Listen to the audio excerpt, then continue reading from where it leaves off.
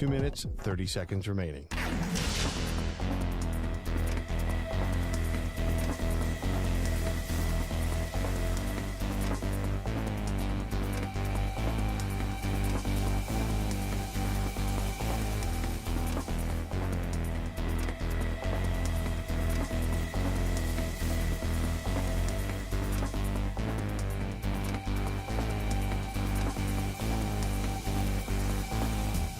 Two minutes remaining.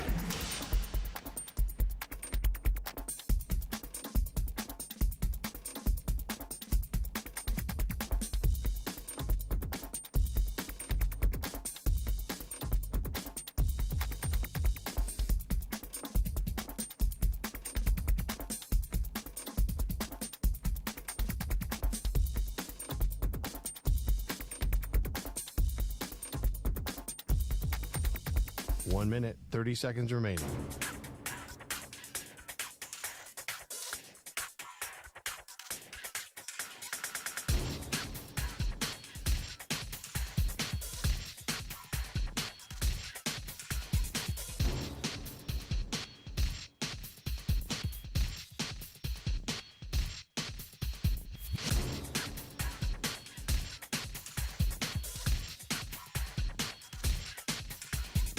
One minute remaining.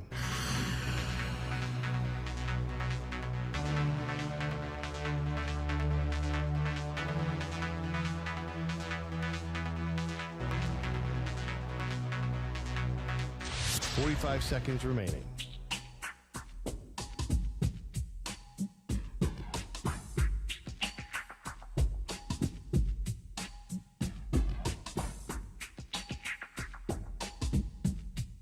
Thirty seconds remaining.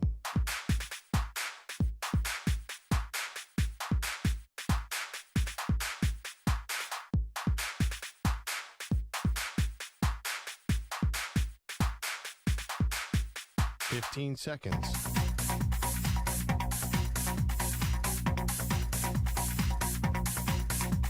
Break ends in 5 seconds.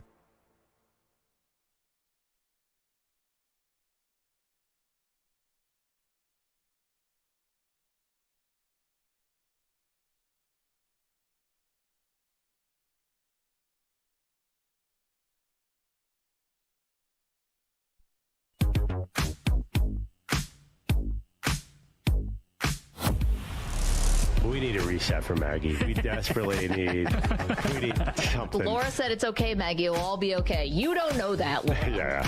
I love you, but you don't know that. No, You know Maggie's got off the deep end when she's yelling at the Weedo. No. Laura's perceptive. Today is more of an intervention than a radio show. No. Deep breath. She's doing breathing exercises. I want a camera on Maggie when Drew Gilbert hits a grand slam to win the divisional round, and I just want to be there and say, I told you. 7 years. Yeah. In the year 2030, when I renounce my Mets fandom for good. I'm just kidding. I can't quit you. They are Maggie and Perloff on CBS Sports Radio. Live from the place show yet not overly ostentatious studios of CBS Sports Radio here in beautiful New York City, sitting on top of the 10th floor of 345 Hudson Street. Welcome on in to a Thursday edition of Maggie and Perloff across all of our great local CBS Sports Radio affiliates, Sirius XM, Channel 158, the free Odyssey app, and of course on YouTube. We welcome you in, 855-212-4CBS, 855-212-4227.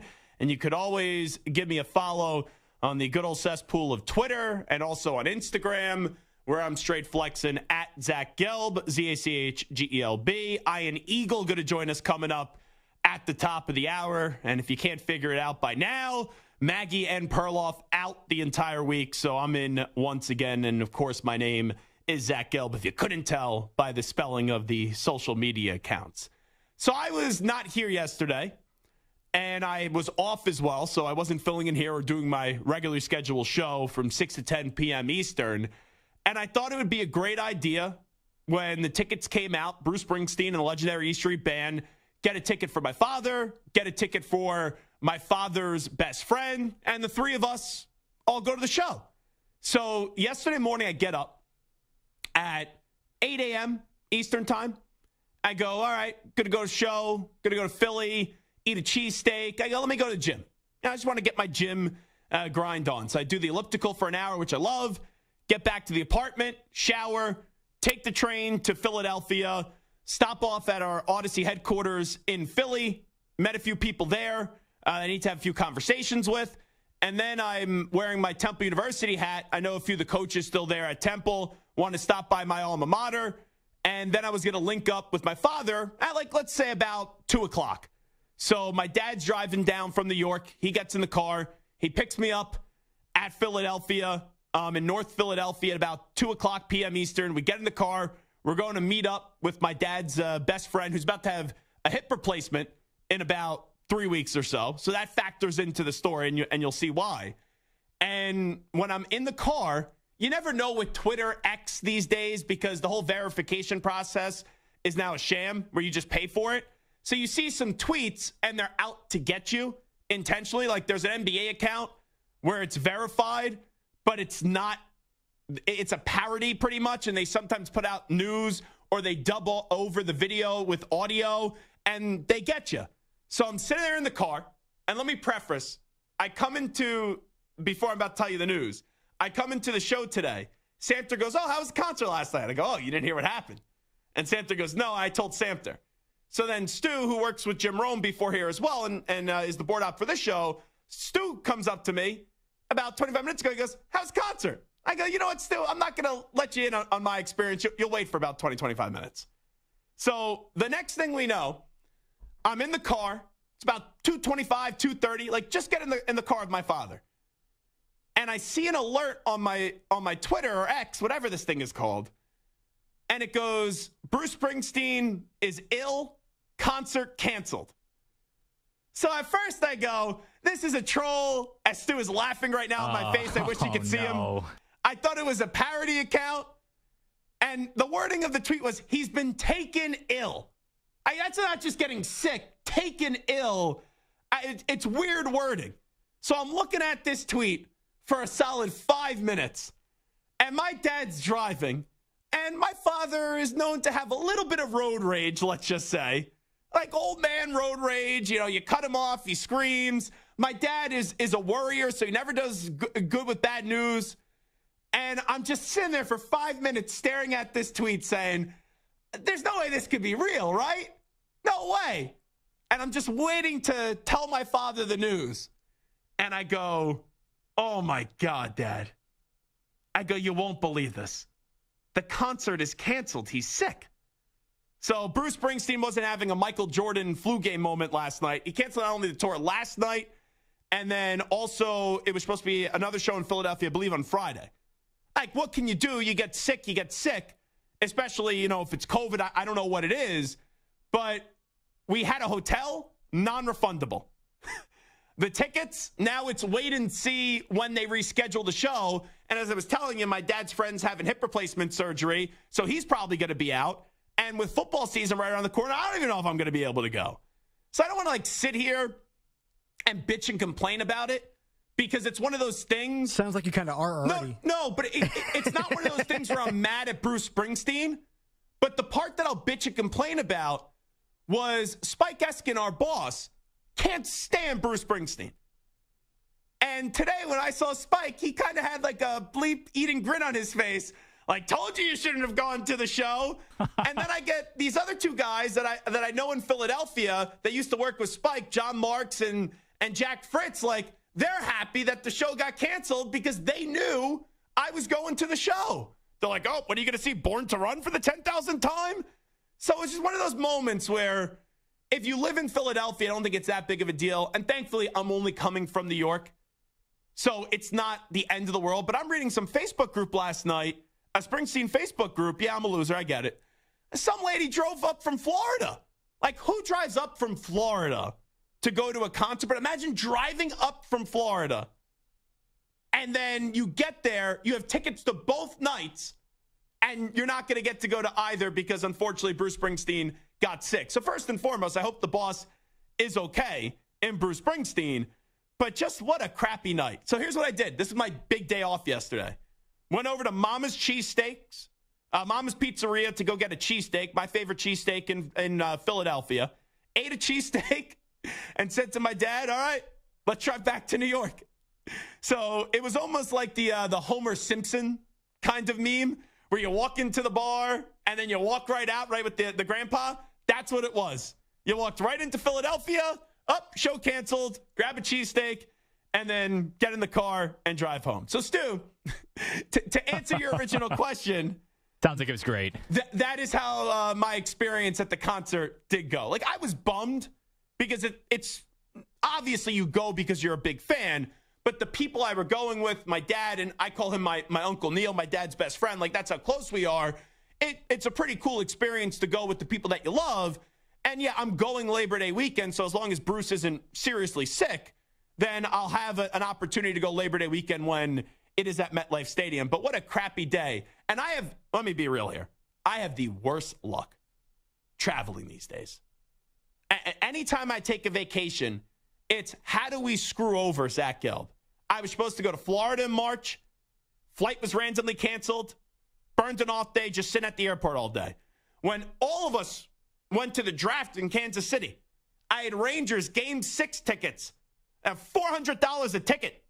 I had to sell them for $250 a pop because everyone in the company, it 15 people at the draft, everyone got out.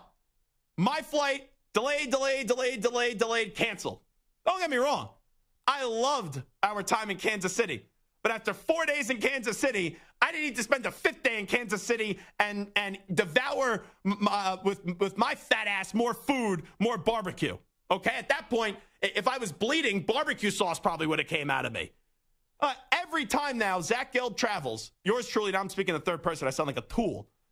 But every time I travel now or go somewhere, either the event gets canceled or the flight or something with the rent-a-car happens as well. So I guess I'm a traveling mush these days, Samter. And it's a bleeping mess. Note to self, do not travel with Zach. Note and taken. Yeah. Next time the company goes, oh, you want to go to the Super Bowl, Samter? Make sure you get on the other flight. Not my flight, because you never know. Maybe the plane doesn't even get there. Ironically, I've already been doing that for the past couple of years because I just want to avoid sitting near you. Well, actually, I always hope whenever we do travel together that Samter is the middle seat, because as someone that is 6'4", I could use all the leg room and all the width on the plane seat, and I love when someone Samter size ends up sitting in the middle, because then I don't feel bad if I'm infringing on their territory a little bit on the seat, because Samter doesn't need the entirety of the seat. We would have a armrest wrestling match the entire time. Yeah, I'd throw one elbow right in your chest, and you'd be knocked out for the flight. That's assault, brother. Press the charges. Who are they going to believe, Samter or me? I didn't elbow him. He just got angry. That little fella got angry. And the next thing you know, he punched the seat. You know that airplane lady that we finally found who she was? You would be the airplane man. Like that Bagel Boss guy. Some people draw some comparisons to you, that Bagel Boss guy that got into that fight all those years ago. I've seen some people on Twitter say that you resemble the Bagel Boss guy, Samter. Yeah, I've seen that before, too. Anyway, Zach Gelb in for Maggie and Perloff on CBS Sports Radio. So I had to start the show on my experience at the concert, or not really experience at the concert last night. All righty, let's start off with this. I have a simple question. Who is the QB in the AFC and the NFC that's under the most pressure this year? Now, there's many different ways to define pressure. Pressure could mean you have to go out there and win a Super Bowl this year. Pressure could mean you're playing for your job or you're playing for a new contract extension. When people say the word pressure, it's very ambiguous because it's how the person defines pressure. And when I look at the AFC, I don't think there's a quarterback this year under more pressure than Russell Wilson. Russell Wilson in year one last year with the Broncos was a disaster. Nathaniel Hackett, we know, was a disaster as well. Nathaniel Hackett's now the OC of the Jets, no longer the head coach of the Broncos. They go out there, Denver, and get a Hall of Fame coach in Sean Payton. Now, Russell Wilson has run out of excuses. Where I need to see Russell Wilson show that he could be a good quarterback once again. And if he does not do that this year, I know there's a lot of dead cap for next year, so it'll be tough to move on. But then we start to put Russell Wilson in the conversation of guys who look like they were a lock to get in the Hall of Fame, and then he's playing for his Hall of Fame opportunity, his Hall of Fame bust. Because that's on the line these next few years. If Russell Wilson does not get back to just being a good quarterback, he could play himself out of the Hall of Fame. And now you bring in a new coach who we all know this is a coach that could win a Super Bowl in this league and is a highly respected coach. There's no more excuses for Russell Wilson. They use Nathaniel Hackett as an excuse. Part of it right, and then part of it kind of scapegoats Nathaniel Hackett and takes the pressure off of Russell Wilson. But I've never seen Russell Wilson or any quarterback, people that love someone so much, quickly fade and quickly turn on a guy as quickly as people have turned on Russell Wilson. Like, think about this for a second. Russell Wilson, up until last year, everyone liked Russ. Everyone was a fan of Russ, besides if you were some of those defensive players in the Seahawks, but I'm talking about fans. And then all of a sudden, this year, we almost all took joy in Russell Wilson's failures. So for Russell Wilson this year, it's not only what you're playing for to eventually get in the Hall of Fame, but it's also to win the respect and the trust of the people back. Because that is a thing here, where as quickly as people turned on Russ, they'll go back in and support Russ if he's not the punchline to every joke. And I look at that Broncos team defensively, they're solid. Defensively, they're really damn good. But offensively, I don't trust that offensive line. Javonte Williams is coming off a big injury. Wide receivers, outside of Jerry Jeudy, and I don't even love Jerry Jeudy, is there anyone you really trust entering the year of 2023? So I look at Russell Wilson. Now you got a much better coach. Now you have to hold up your end of the bargain. And we'll see if Russell Wilson can do that this year. When I go to the NFC, it's tricky because the AFC, there's so many big names. You could talk Lamar, you could talk Aaron Rodgers, you could talk Josh Allen, Justin Herbert, in terms of guys that are under pressure. But in the NFC, I go to one name, and that's Dak. Dak Prescott, the last 2 years, should have found a way to get the Cowboys to the NFC title game in one of those years. His defense, twice, up against San Francisco, once in the wild card round, once in the divisional round, did their job and then some. And the last 2 years, the Cowboys season has come to a close with Dak not being able to get the ball snapped in the wild card game, or the offense not showing up and Dak being atrocious in that divisional round when everything was right there to have an NFC championship game in South Philadelphia, Cowboys up against the Eagles. I could give you like the 49er quarterback position. And I could talk Kirk Cousins when I talk about the NFC, Jared Goff. But I look at Dak, there's no more excuses here. You look at that defense, it's loaded. Offensively, you have CeeDee Lamb. You have Michael Gallup. You have Brandon Cooks. You have Tony Pollard whenever he does come back. The offensive line is not as great as it once was, but it's fine. Zach Martin, with that contract situation, squared away and checked off. For Dak Prescott this year, he can be the reason why the Cowboys don't find a way to get to an NFC title game for the first time since 1995. But he can't be, if that makes sense. Like, I don't believe that'll end up being that guy. But if he can't answer the call this year, then it just further solidifies that the Cowboys just are overpaying the quarterback. They'll give him a new contract. You have a good quarterback, but not a great quarterback. And 9 times out of 10, you need a great quarterback in this league to go hold that shiny Lombardi trophy at the end of the year. So I look at the AFC and the NFC. Right now, Russell Wilson, for me, is the quarterback in the AFC that's under the most pressure. And in the NFC, it's Dak Prescott. Samter, let me open this up to you. Give me a quarterback or two that you think is under an enormous amount of pressure entering this season. So you named both of my guys as reasons why they're not as under pressure as the rest of them, but I think Justin Herbert is under significantly more pressure than Russell Wilson. Russell Wilson is looking at legacy, right? I get it. And legacy matters, but he has a contract. He's got a new coach. He's not going anywhere. He's got a Super Bowl. He is what he is. And I understand he has legacy. Justin Herbert legitimately has everything on the line for himself right now. Right? Well, he just got paid. He got paid, but now you have to make that contract matter. Yeah, no, that's fair. And he has done everything as far as looking great on the field, but he just cannot win those big games yet. He has not, and it's not necessarily his fault, but when you have Patrick Mahomes and Josh Allen and Joe Burrow and all those other guys, but eventually he's going to have to break through because he's either going to become one of those like Dan Marino type guys or Dan Fouts, if you talk about the Chargers. Phillip Rivers, full of talent, full of promise, full of ability and stats, but just never getting that win. And if you never get that win, whether it's a Super Bowl or even making the Super Bowl, Justin Herbert is just going to go by the wayside with all those other great, talented, arm strength guys who did nothing in this league. So here's what I'll say about Herbert.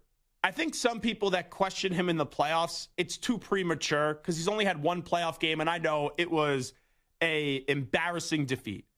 The thing about Herbert where I think you're right and wrong is, yes, Herbert's under pressure because you have a window of this really good team when you have Austin Eckler, you got Mike Williams, you got Keenan Allen, you got Joey Bosa, Derwin James, J.C. Jackson. They just drafted Quentin Johnston out of TCU. Like, they got a lot of pieces there. Khalil Mack. But you know what will always save Justin Herbert for the immediate future? Brandon Staley. Brandon Staley being there. Because if they crap the bed in a game, people dislike Staley so much, including me as a head coach, they'll be like, get rid of Brandon Staley. It'll be similar to where, even though Russell Wilson's more advanced, where Russ was last year, where, yes, there's a lot of reasons to criticize Russell Wilson, but at the end of the day, people were going to go after Nathaniel Hackett first. So that's why I think you're onto something with Herbert, but we may need to wait like 2 or 3 more years to really get into the Justin Herbert conversation. Anyone else you got any lists? Now, in the NFC, you also mentioned his name. Now, listen, I think that Dak is probably facing the most pressure, but there's a team that everybody is going crazy with. This the offseason darling of the NFL. People are rooting for them. People have expectations. We just saw a former quarterback say they're a Super Bowl contender. Yeah. It's the Detroit Lions. And their coach drinks a lot of coffee, by the way, and so do I. And I had a little coffee spillage before the show. I don't know if people could see it on YouTube, but I got a little coffee stain right here. Yeah, coffee, sure. But I have a black guy's coffee every day. What else do you think's on my chest? I'm not Odell Beckham Jr. Yeah, right. Remember those rumors? That team is talented everywhere you look, right? Whether it's at wide receiver, running back, offensive line might be the best in the NFL. The defense is better. They won 7 games last year. The only question mark really is Jared Goff, the Jared Goff that led the Rams to the Super Bowl, the one who looked great last year, or the Jared Goff who couldn't complete a pass downfield for more than 15 yards? If he is a legitimate NFL quarterback, he's going to lead this team to 10 or more wins and into the playoffs for a win or 2. If he is not, then this might be the end for Jared Goff. So he has his career on the line, and there's no more pressure than that. And I know he has a few more years left on his deal, but remember, no extension yet for Jared Goff. And they also drafted Hendon Hooker. Stu, you got a quarterback or two? Yeah, I think in the AFC, for me, it's Aaron Rodgers. We spent weeks and months talking about, is he going to retire? Is he going to go back to the Packers? Is he going to go somewhere else? And then ever since he's been traded to the Jets, we've been talking about Rodgers pretty much every single day. We have the Hard Knocks showing a spotlight on him and the team. People thinking they could be Super Bowl contenders. So I think it's Rodgers. Put up a shove time for him. And would you agree with this bare minimum for Rodgers? They got to get to an AFC title game this year?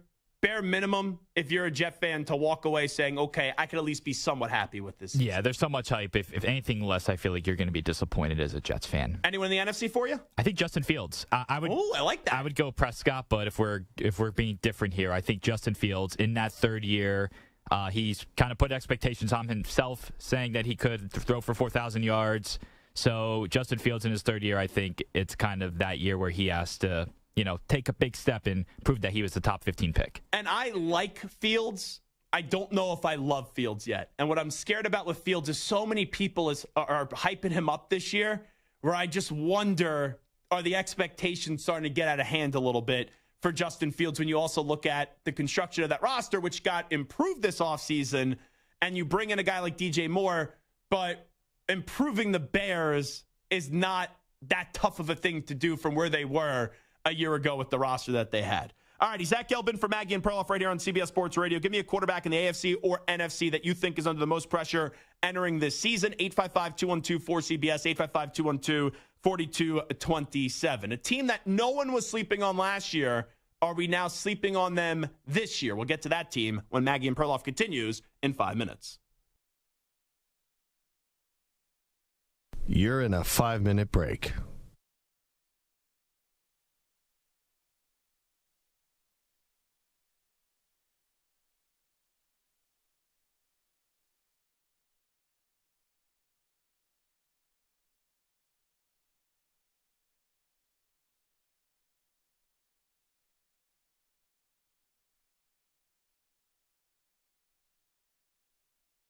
Four minutes, 30 seconds remaining.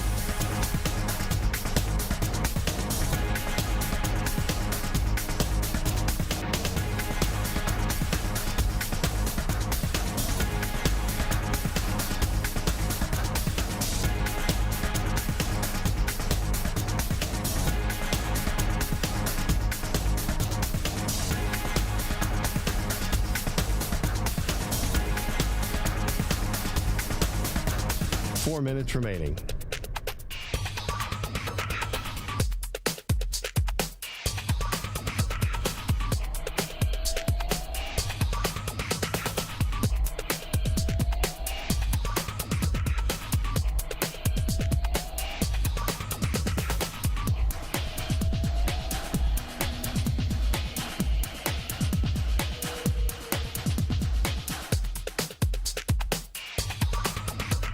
Three minutes, 30 seconds remaining.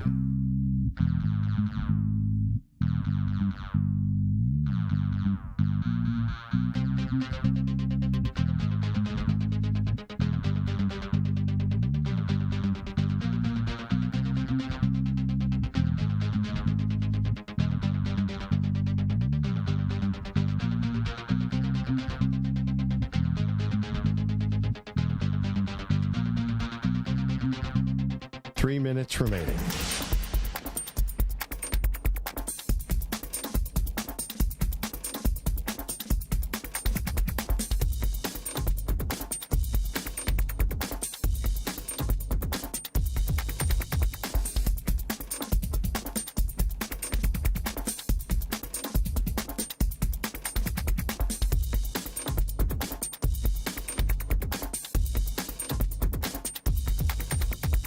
Two minutes, 30 seconds remaining.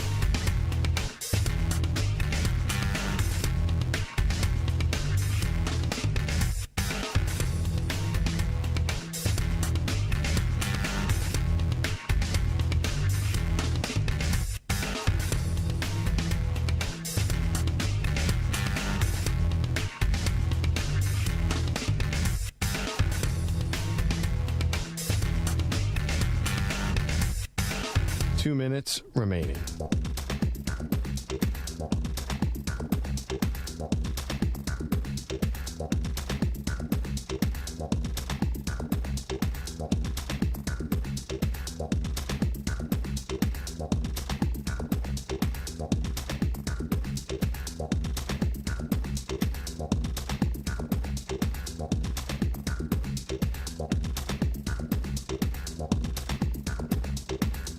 One minute, 30 seconds remaining.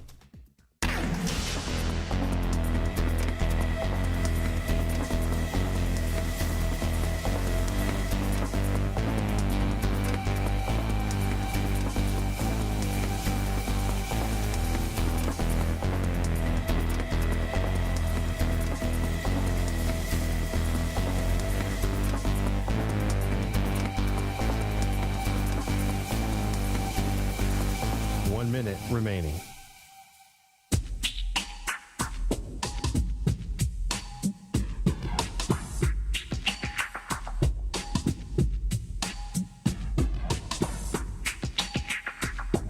Forty-five seconds remaining.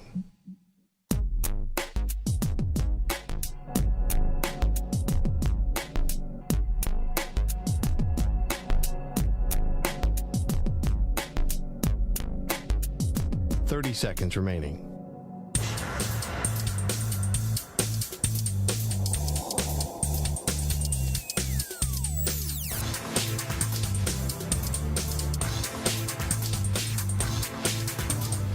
Seconds.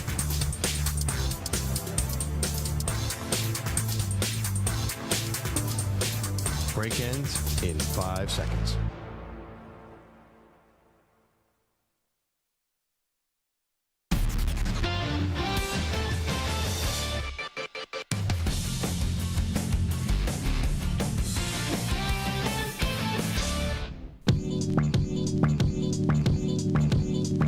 Driving under the influence of marijuana is illegal, and law enforcement officers can tell if you're driving high. If you feel different, you drive different. Drive high, get a DUI, paid for by NHTSA. Zach Gelb in for Maggie and Perloff right here on CBS Sports Radio. So last year, and I know Maggie hated this, every single person in America picked the Buffalo Bills to be in the Super Bowl or to win the Super Bowl. And I remember on one of our affiliates, they brought me on in Rochester, and they go, who do you have going to the Super Bowl this year? And out of the AFC. And I go, I should pick Buffalo. Everyone's picking Buffalo, but I'm not going to pick Buffalo even though I believe in Buffalo. And I ended up going with the Baltimore Ravens. So that didn't work out. Now, if Lamar Jackson didn't get hurt, Tyler Huntley played well up against the Bengals. Then he decided to think he was Michael Jordan, going Air Huntley there right at the goal line, trying to jump out from the 2-yard line. You had the fumble, the return, all that. Now, maybe they would have got to the second round or maybe even an AFC title game. But this year, I haven't heard a soul talk optimistically in terms of the Buffalo Bills getting to the Super Bowl, let alone winning it. And I actually think this works to the Bills' advantage. And I also think, and I'll be curious next time I have Brandon Beane on, their general manager, what he would say to this. Because remember, last year, I asked him, is this Super Bowl or bust? And he goes, no. And I'm like, how can you say that? And there's reasons why general managers and coaches never say, hey, it's Super Bowl or bust. But this year, Sam, I don't know if you've seen this. The Bills in their practice facility have hung up a large photo of the Lombardi Trophy right in the end zone. So they know what they're playing for because that's a franchise that's never won a Super Bowl. So I wonder how, if someone asked Brandon Beane this question, if he would change the answer from where it was a year ago. It seems like at least the coaching staff is basically, even if they haven't publicly said it, by hanging up a big banner and a big photo of the Lombardi Trophy, is saying that this is Super Bowl or bust this season for the Buffalo Bills.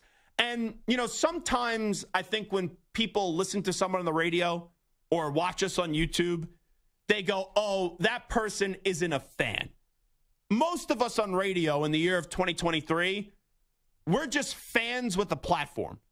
And a lot of us are also plugged in, right? You have connections, you have relationships, you have sources. So you may get more information that makes for a more compelling kind of show. So sometimes I go through normal fan reactions where my opinion can change by the day, it could change by the week, it could change by the month. And earlier this week, I picked the AFC East winner to be the Miami Dolphins. And now you have Teron Armstead out. We don't know when he's going to come back. He was carted off today with an injury. We don't even know if Jalen Ramsey, they're saying they're optimistic he could be back by December. We don't know that for certainty. And you're going through this cycle where people have been hot on the AFC East with the Jets. They've been hot on the Miami Dolphins as well if Tua Tagovailoa could stay healthy. And I just wonder, as we start to, quote unquote, finalize the predictions, if when we get to the first week of September coming off of Labor Day and we start to make those predictions, if I end up picking the Buffalo Bills. Because the offseason, there's always a cycle. And there's always different questions that make you cycle your answer. Like if I ask someone, who's the final wild card team in the NFC this year? You could wake up one day, say the Giants. You could wake up one day, say the Commanders. You could wake up one day, say it's the Lions or the Vikings. Or, you could go through that list and maybe say it's the Seahawks. There's a cycle of teams that you could go through. And I think as a fan, I actually enjoy now that people are sleeping on the Buffalo Bills, because last year it was, if they don't win the Super Bowl, it's a disaster. This season, for them internally, it should be Super Bowl or bust. But almost the way that we have not even discussed the Buffalo Bills this season, or not a lot of people have been picking them, maybe they're flying under the radar a little bit. Now, for them, you look at that team, I don't know how much more of a window they have. they'll be competitive this year. They can win the AFC East this year. They can go to Super Bowl this year. They can win the whole thing. But two things will define the Bills season. And it's, can that defense make the timely stop? Last year, they started to see that when they went up against the Chiefs. Von Miller comes off the edge. That's why they got Von Miller, forces Mahomes to make a quick throw, and it was a mistake, and Teron Johnson intercepted it. They beat the Kansas City Chiefs, I believe, in Kansas City. But then Von Miller gets hurt. So you need Von Miller back, you need Von Miller healthy, and you need Von Miller getting up there in age to still make those timely stops. And then on the offensive side of the ball, you need someone, whether it's in philosophy or if it's in Josh Allen's own mind, to take some of the food off the plate of Josh Allen. And it's got to be a big year for James Cook. They keep on saying Josh has to take fewer hits. Well, then don't have Josh be pretty much your leading rusher. You got to hand the ball off to the running back a little bit more. So I look at the Bills. They are a Super Bowl contending team. I think right now, if you said, Zach, who are your 6 Super Bowl contending teams? Right now, it would be, in no order, Eagles, 49ers. That takes care of the NFC. And then in the AFC, I'd probably give you right now Chiefs clearly, Bengals clearly, Bills are still in there, and then I would throw the New York Jets in there as well, if we cut it off at 6 right now. But the cycle of the offseason with the Bills, for the most part, has been not a lot of people talking about them, and only really talking about them in a negative way, especially when you had that whole Stephon Diggs situation. And I'm just curious to monitor when you get the predictions being official, when you see on ESPN a lot of people picking the Jets, a lot of people picking Miami, how many people actually not only pick the Bills to win the AFC East this year, but also pick them to go to the Super Bowl? Now, the man sitting to my left, Marco Belletti, he's been kind of the first person that I remember saying that he didn't believe the Bills are as good as what everyone else is saying. And you discussed in this offseason, you were annoyed with Sean McDermott, and rightfully so, because he saw a fire and he said, hey, Marco, even though your car doesn't usually work, go drive to the store, get some gasoline, and let's dump the gasoline on the fire. Right on top. So you look at Buffalo this year, and we've both kind of been in the same boat where we're not really believing in them heading into this season. And now as they inch closer to the season, even though I'm still concerned about their defense a little bit, I'm saying, the Bills probably, maybe I'll change my tune of going with the Dolphins. The Bills probably win the AFC East. Where are you at right now, a few weeks from the start of the season with the Bills? I still feel the same way, and this is partly just a gut. You only get so many cracks at it. And you could say, well, look, the team is still – I understand that. But usually something goes wrong. And you want to give me Von Miller last year? Okay, but I still feel like they were in a prime position for the last 3 years to be able to make a run. They didn't have any major issues, and they haven't been able to capitalize on any of that. And I feel like teams are starting to pass them by, and I feel like there's one element. I don't want to say an injury because you don't want to – any team, you take a quarterback out of there, it's a different story. But I still feel like they've had so many opportunities, and they have so many chances when things were in their favor. And I feel like it's going to be a spot where it just doesn't work out. And I'm a big believer in the Jets. I really am. And I know that sounds really wild to say when you think about the Jets itself. In the Jets. No, everything that I'm seeing out of the Jets right now is pointing towards them making a major run. I feel like Aaron Rodgers is prime coming off what is for him a bad year. It is, but I still feel like there's an internal solution there. As much as they don't want to do it, they have a guy in Elijah Vera Tucker that they can easily slide out to right tackle, and that solidifies the outside, and then they have enough options on the inside to be able to get through. Plus, you got a guy like Aaron Rodgers that can basically cover up if you've got issues on the offensive line through his smarts. So I do feel like the Jets are primed and in a situation where, as much as the bullseye is on their back, there's the one thing about Aaron Rodgers, not only how good he is, and this is something that I do believe in heavily, he's petty. Oh, very. And last time he was annoyed with the organization, went back-to-back MVPs. And it's not just that. Not only does he have everybody in the country pointing at it and coming off the year he had and going to the Jets and whatever, Brett Favre is in the back of his mind. And you're right. And I don't even think it's in the back. I think it's in the front. I think Aaron Rodgers still holds that Brett Favre stuff from 15 years ago. The idea that he's following him in the same spot into New York to the Jets, where Brett Favre went, started 8-3 and finished 9-7, didn't make the playoffs, and ran to the Vikings. Aaron Rodgers is so petty that he wants to be able to say, not only did I win a title and I was better than you in Green Bay, I won a title and I was better than you in New York. I think Rodgers wants that. and I believe in that. So I know we got to take a break, but it's funny that you bring up Rodgers here, because the way that I look at Rodgers with the Jets, if they go have a monster regular season, they'll be a team that, like, during the regular season, people will grow on, people will hype up.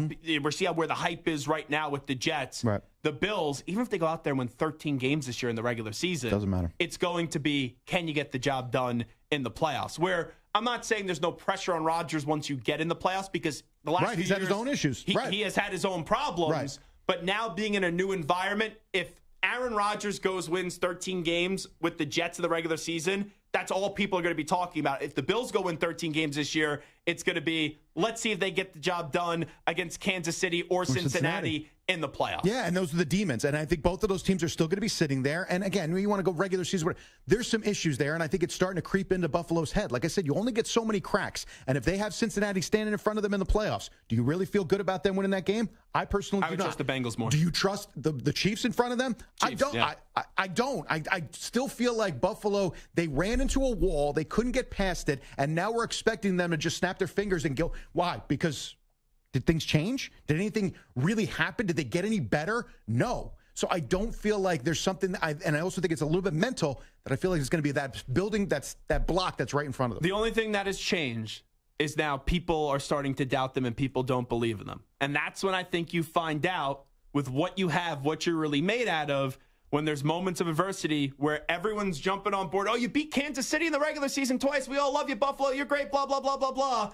Now we're going to find out what the real Buffalo Bills are, because so many people are saying, yeah, they'll be good, but they're not going to win a Super Bowl. And then you add in the Stephon Diggs and Sean McDermott angle to that. So now you're talking about, we're ratcheted up pressure. Yeah. And I'm a little concerned about McDermott. Again, he had a very easy situation to handle.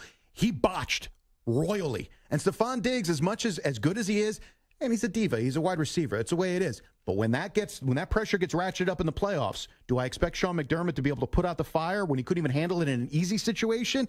Those are a lot of big asks, and they haven't been able to do that over the last few years. For the mental health of Maggie Gray, I just hope the Bills have a good season this year. And it could be rough for Maggie. She'll be like just dunking hot sauce all over her and freaking out if the Bills don't find a way to get the job done. And I think I've made this pretty clear. I don't root for a lot of people, nor do a lot of teams. Like I don't find myself doing that. I'm just not that nice.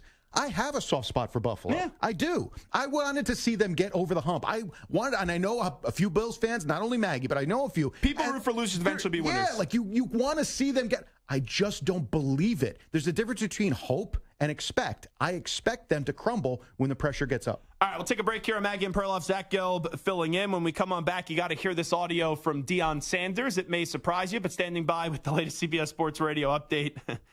They wrote on the sheet here, Bruno Ballantini, which I think is funny going Not back bad. from earlier in the week. You know him as El Capitan. Here he is, Marco Belletti.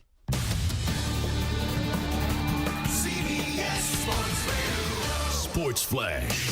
Zach, Bengals running back Joe Mixon found not guilty of aggravated menacing as Mixon was accused of pulling a gun on a woman following a road rage incident, threatened to shoot her in an incident that occurred January 21st, the day before the Bengals took on the Bills in the AFC divisional playoffs. Preseason game tonight, Eagles and Browns. Deshaun Watson will not play. Kevin Stefanski pleased, though, with where he is. Deshaun continues to, as you know, work really hard. He's out there working right now.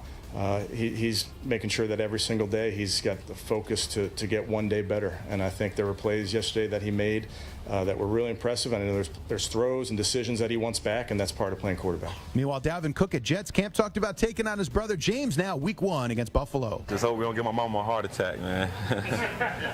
she be nervous, man. But it's going to be fun, man. I think it's going to be good for my family. It's going to be good for him, just going at it with him.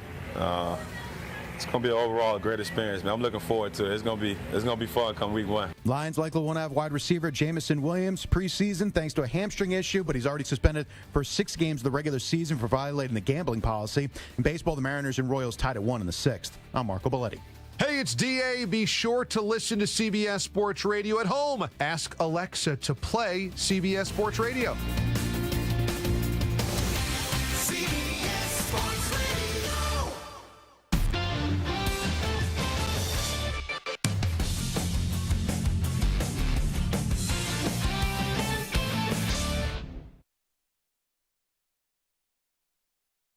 You're in a 5-minute break.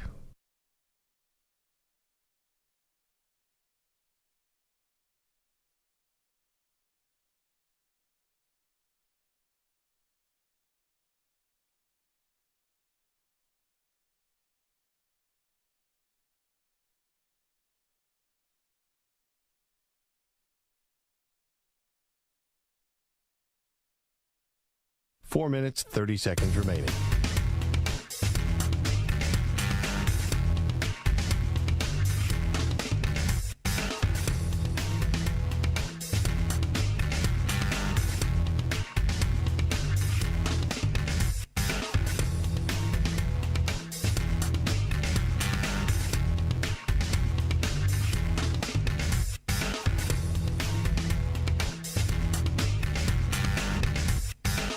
Four minutes remaining.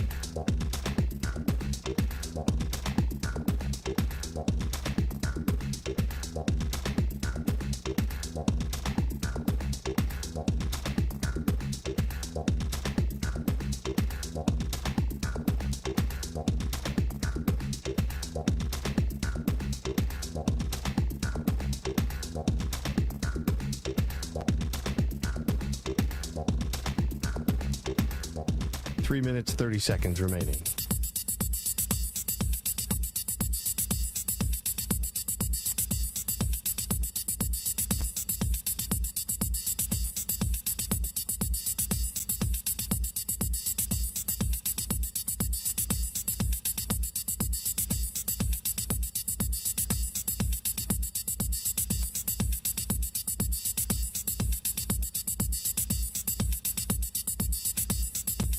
Three minutes remaining.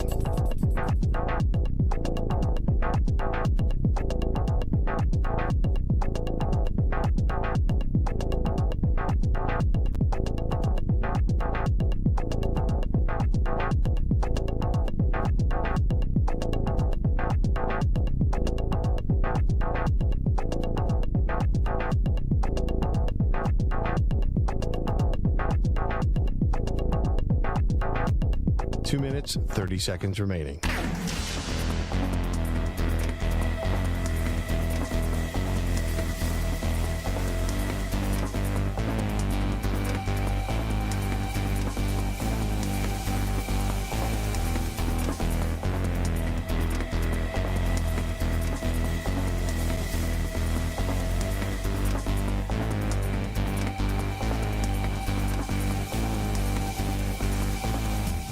Two minutes remaining.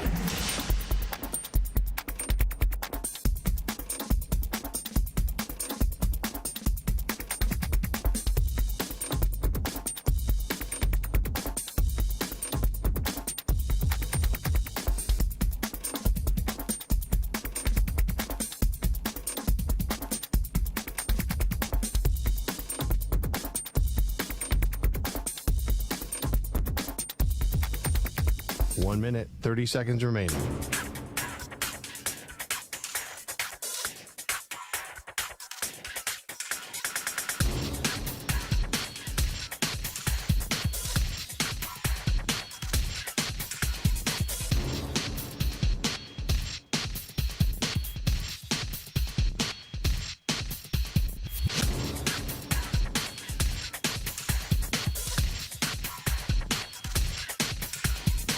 One minute remaining.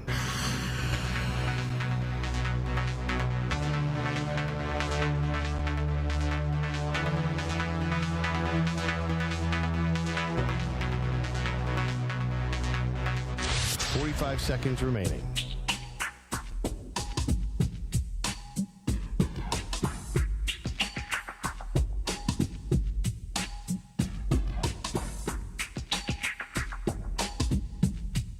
Thirty seconds remaining.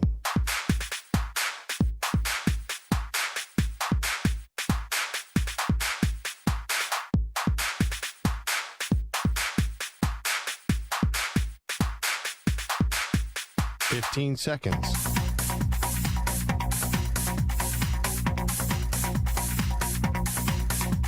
Break ends in 5 seconds.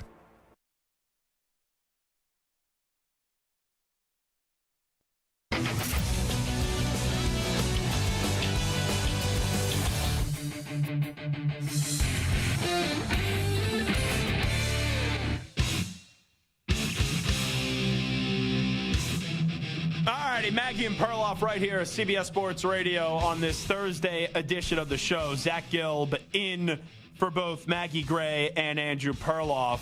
So talking about people that are receiving a lot of hype right now, Deion Sanders, we all know what he's accomplished before, but he brings the hype everywhere he goes. I want to play you this audio here. This is Deion Sanders. I guess there was a fight in practice, and Deion Sanders was not thrilled with some of the guys on the team, I guess, walking away from the fight. Listen up. Here's Coach Prime. I seen two of y'all walking off over there, and you got a key teammate fighting. What they do that at? Nowhere. What they do that at? Not here. In one fight, we all fight. You understand that? No, sir. I don't want to see y'all walking off when somebody's fight. Yes, sir. Never again. So 2 things stand out to me there. That does sound very college-like in one breath. Where, I was in a fraternity, right? When you're pledging the fraternity, if one person messes up, you all mess up. It's kind of one of those things when you're trying to formulate a team and you're trying to build some synergy and some chemistry with the team. But then in the next breath, I feel like fighting in practice is more kind of the norm in the NFL, but I don't feel as if a lot of fights happen in college. Maybe it's because college kind of training camps are more secretive and you don't see much of them. Some of the camps I go to, the late you watch the last 10 or 15 minutes of practice, where for NFL training camps, there's enough open days or days where you get to see the majority of practices. And now a lot of teams, they only let you record the practices for 15 minutes. And they tell you, okay, you can't live tweet or you can't post any videos out from the practice. So what did you guys make of that? Because part of me goes, it's really no big deal. You know what Deion's doing. He's trying to, with all these different guys that they've brought in, right? As he's saying, he's bringing new luggage. He's bringing his own Louis Vuittons and things like that. He's trying to set a standard for a team that only had one win a year ago and, is in football purgatory, and trying to bring them to a much better spot and quickly change the reputation and the results. But then it's like, you're advocating once one guy throws a punch at another that all of a sudden it needs to be basically a bar fight at your practice is pretty much what you want to see. Yeah, I don't love the idea of if one guy fights, we all fight. I get the idea of protect your brothers, but when you're fighting against your brothers, you don't want the other brothers to join in and all get into a melee, right? For some reason, all I got to when you were when you talked about protect are the old Under Armour commercials, the click clack. We must protect this house. That's all I can envision. It's just Deion Sanders at practice. One guy throws a fight. We must protect this house. Everyone fight. Yeah, I mean, listen, let's make that happen, right? Next, I want to see Deion jumping in, right? If the players are fighting, the coaches have to be fighting. That's his new mantra. Yeah, and especially with some of the serious foot surgeries that Deion Sanders has had lately, I don't think that would be the best idea for Deion Sanders to be fighting. Is he still walking around on that scooter? Because that would make it even funnier if he's at practice on the scooter saying, you must fight, you must fight, you must fight, kind of like Oprah at Christmas time. You get a present, you get a present, you get a fight, you get a fight, you get a fight, you get a fight. If they were a hockey team, the entire team would be in the penalty box. Love it. So what are your expectations, Colorado, year one? So for me, the expectations, it's not as much what I think the expectations are, but what I think Deion can get away with, right? So they won, 2-3 games last year? One game.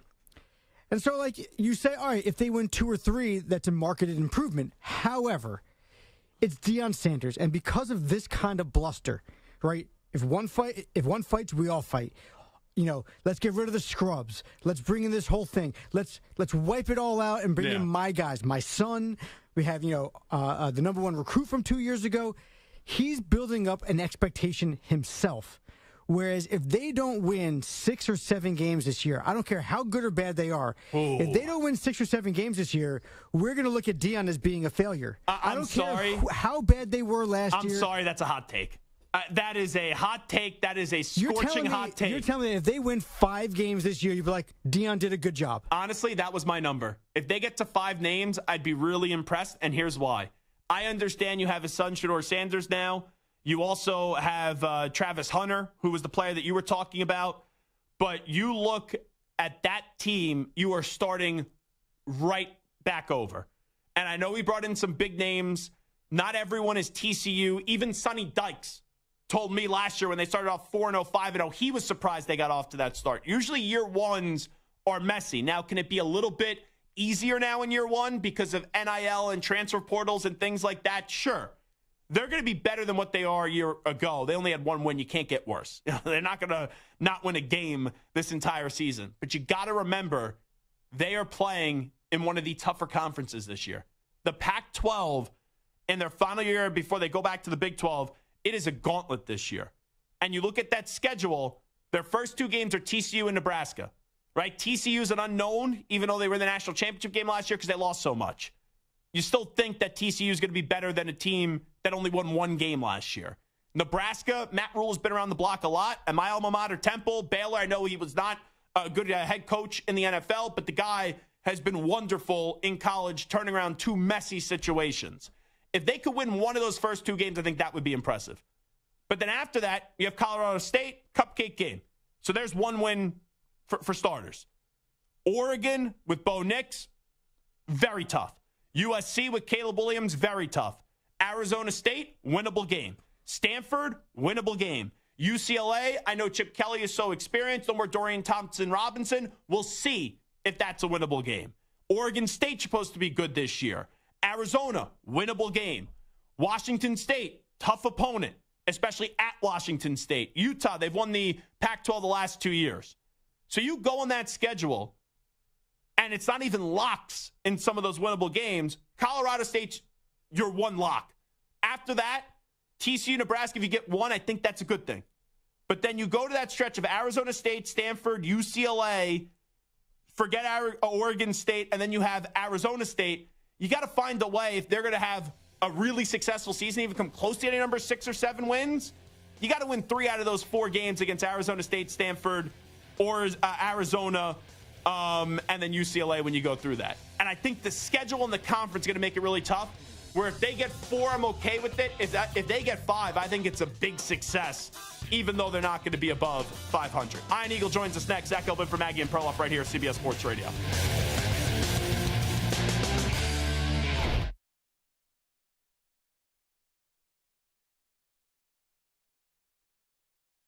You're in a 5-minute break.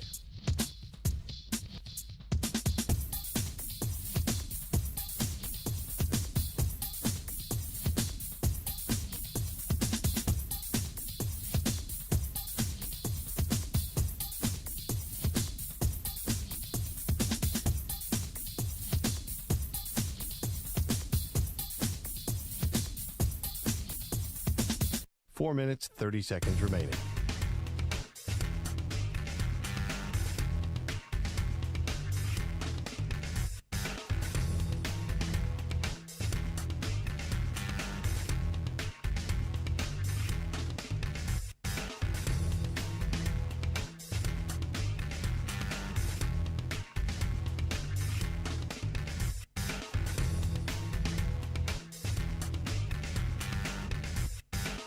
Four minutes remaining.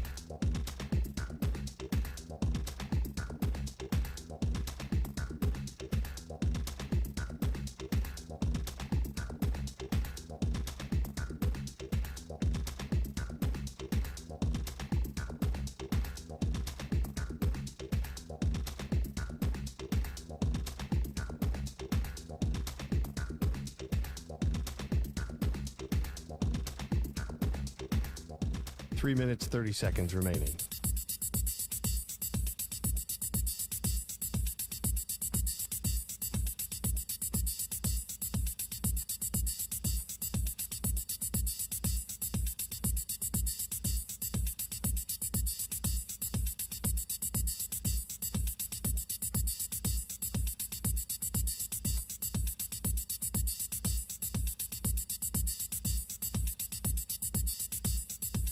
Three minutes remaining.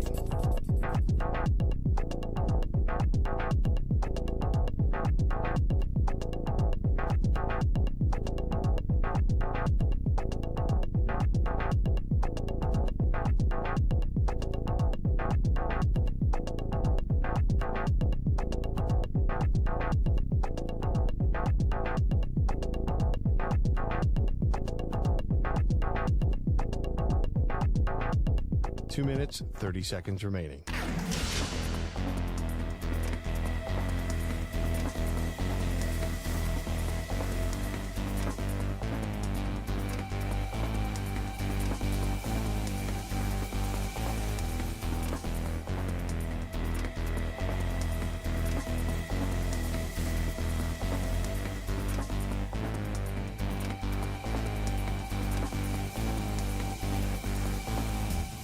2 minutes remaining.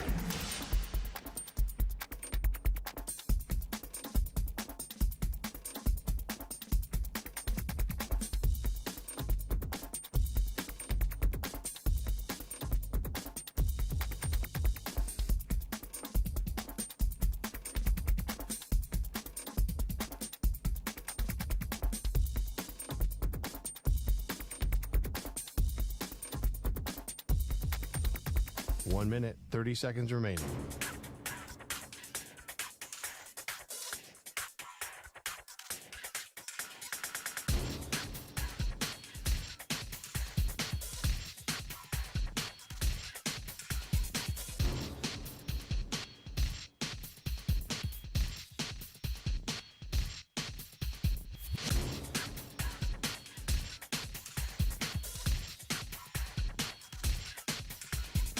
One minute remaining.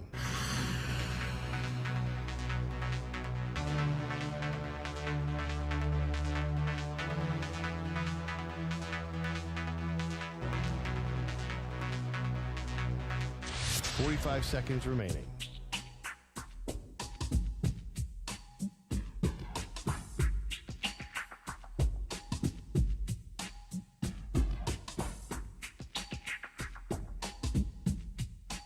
Seconds remaining.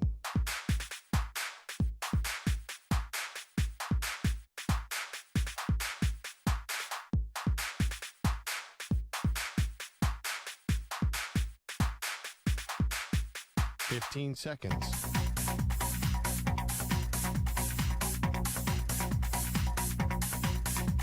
Break ends in 5 seconds.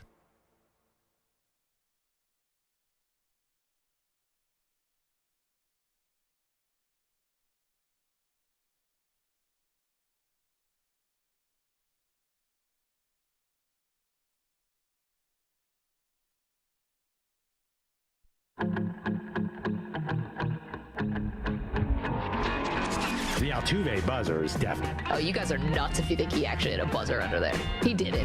What?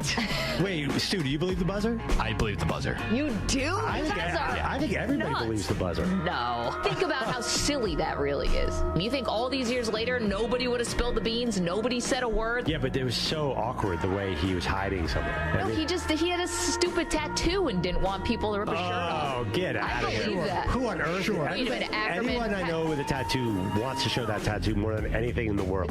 You guys, I thought I was the conspiracy theorist around here. You guys sound whack. They are Maggie and Perloff on CBS Sports Radio. All right, welcome on in hour number 2 of the radio program. Maggie and Perloff right here on CBS Sports Radio. You could also watch us on YouTube. Maggie and Andrew both out on this Thursday. Zach Gelb in.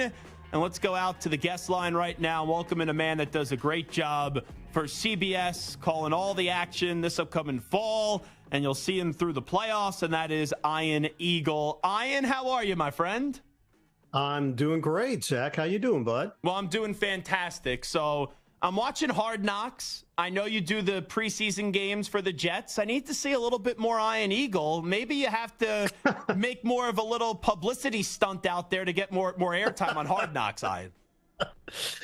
Yeah, I'm not the guy that counts how many times I was on, how much they use. Just happy to be a part of it, Zach. That's the mentality in life. Now, let me just throw something past you.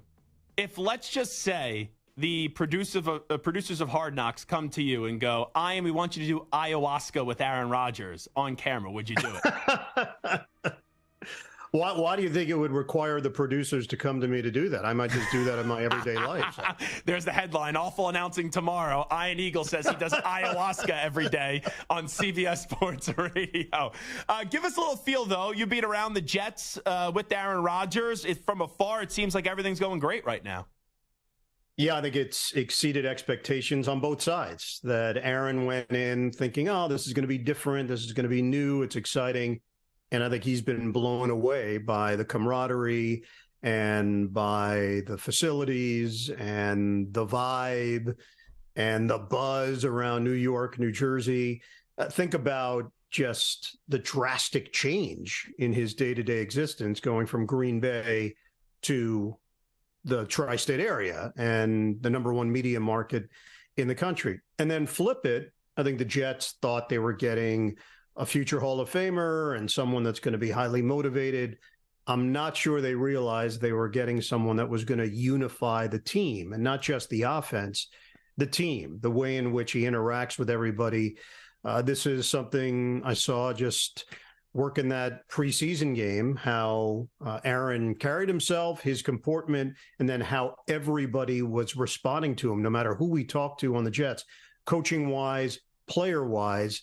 There really is something pretty special developing. Now, they haven't played a game that counts yet. So we know that this is all wonderful until they're actually keeping score and you're playing the games in earnest. And that's when we're going to see what this team is all about. So year one expectations, and I know you only have so long of a window here, or short of a window with Rodgers, because he's getting up there in age that everyone could be like Brady and play until they're 45. I said bare minimum they have to get to the AFC title game this year. What is the bare minimum expectation for Ian Eagle when dealing with the Jets? Well, obviously, they have to stay healthy. Aaron Rodgers has to be upright. That means the offensive line has to be effective. Defensively, they're going to compete throughout the year. They were really good last year. The reason why they were even in a playoff conversation was because their defense led the way, kept them in games, kept them competitive. And then it's a result-oriented business. It's a brutal schedule for the Jets to open up the season. It's lighter in the second half of the year, and this is all on paper. We base the schedule analysis on last year. We have no idea what the teams are going to look like this year. We speculate, conjecture as to who we think is going to be good, who we think is going to struggle. Look, I know in sports, we basically lay it on the line, how it's supposed to be. You need to get to this stage in order for it to be successful. I think ultimately for the Jets, they have to be a playoff team. They have to be a squad that's creating chatter, because this is what they've embraced. They recognize that they were good enough, young enough, talented enough to maybe be in the mix, but they were not going to measure up in one position as currently constituted until they made the deal for Rodgers.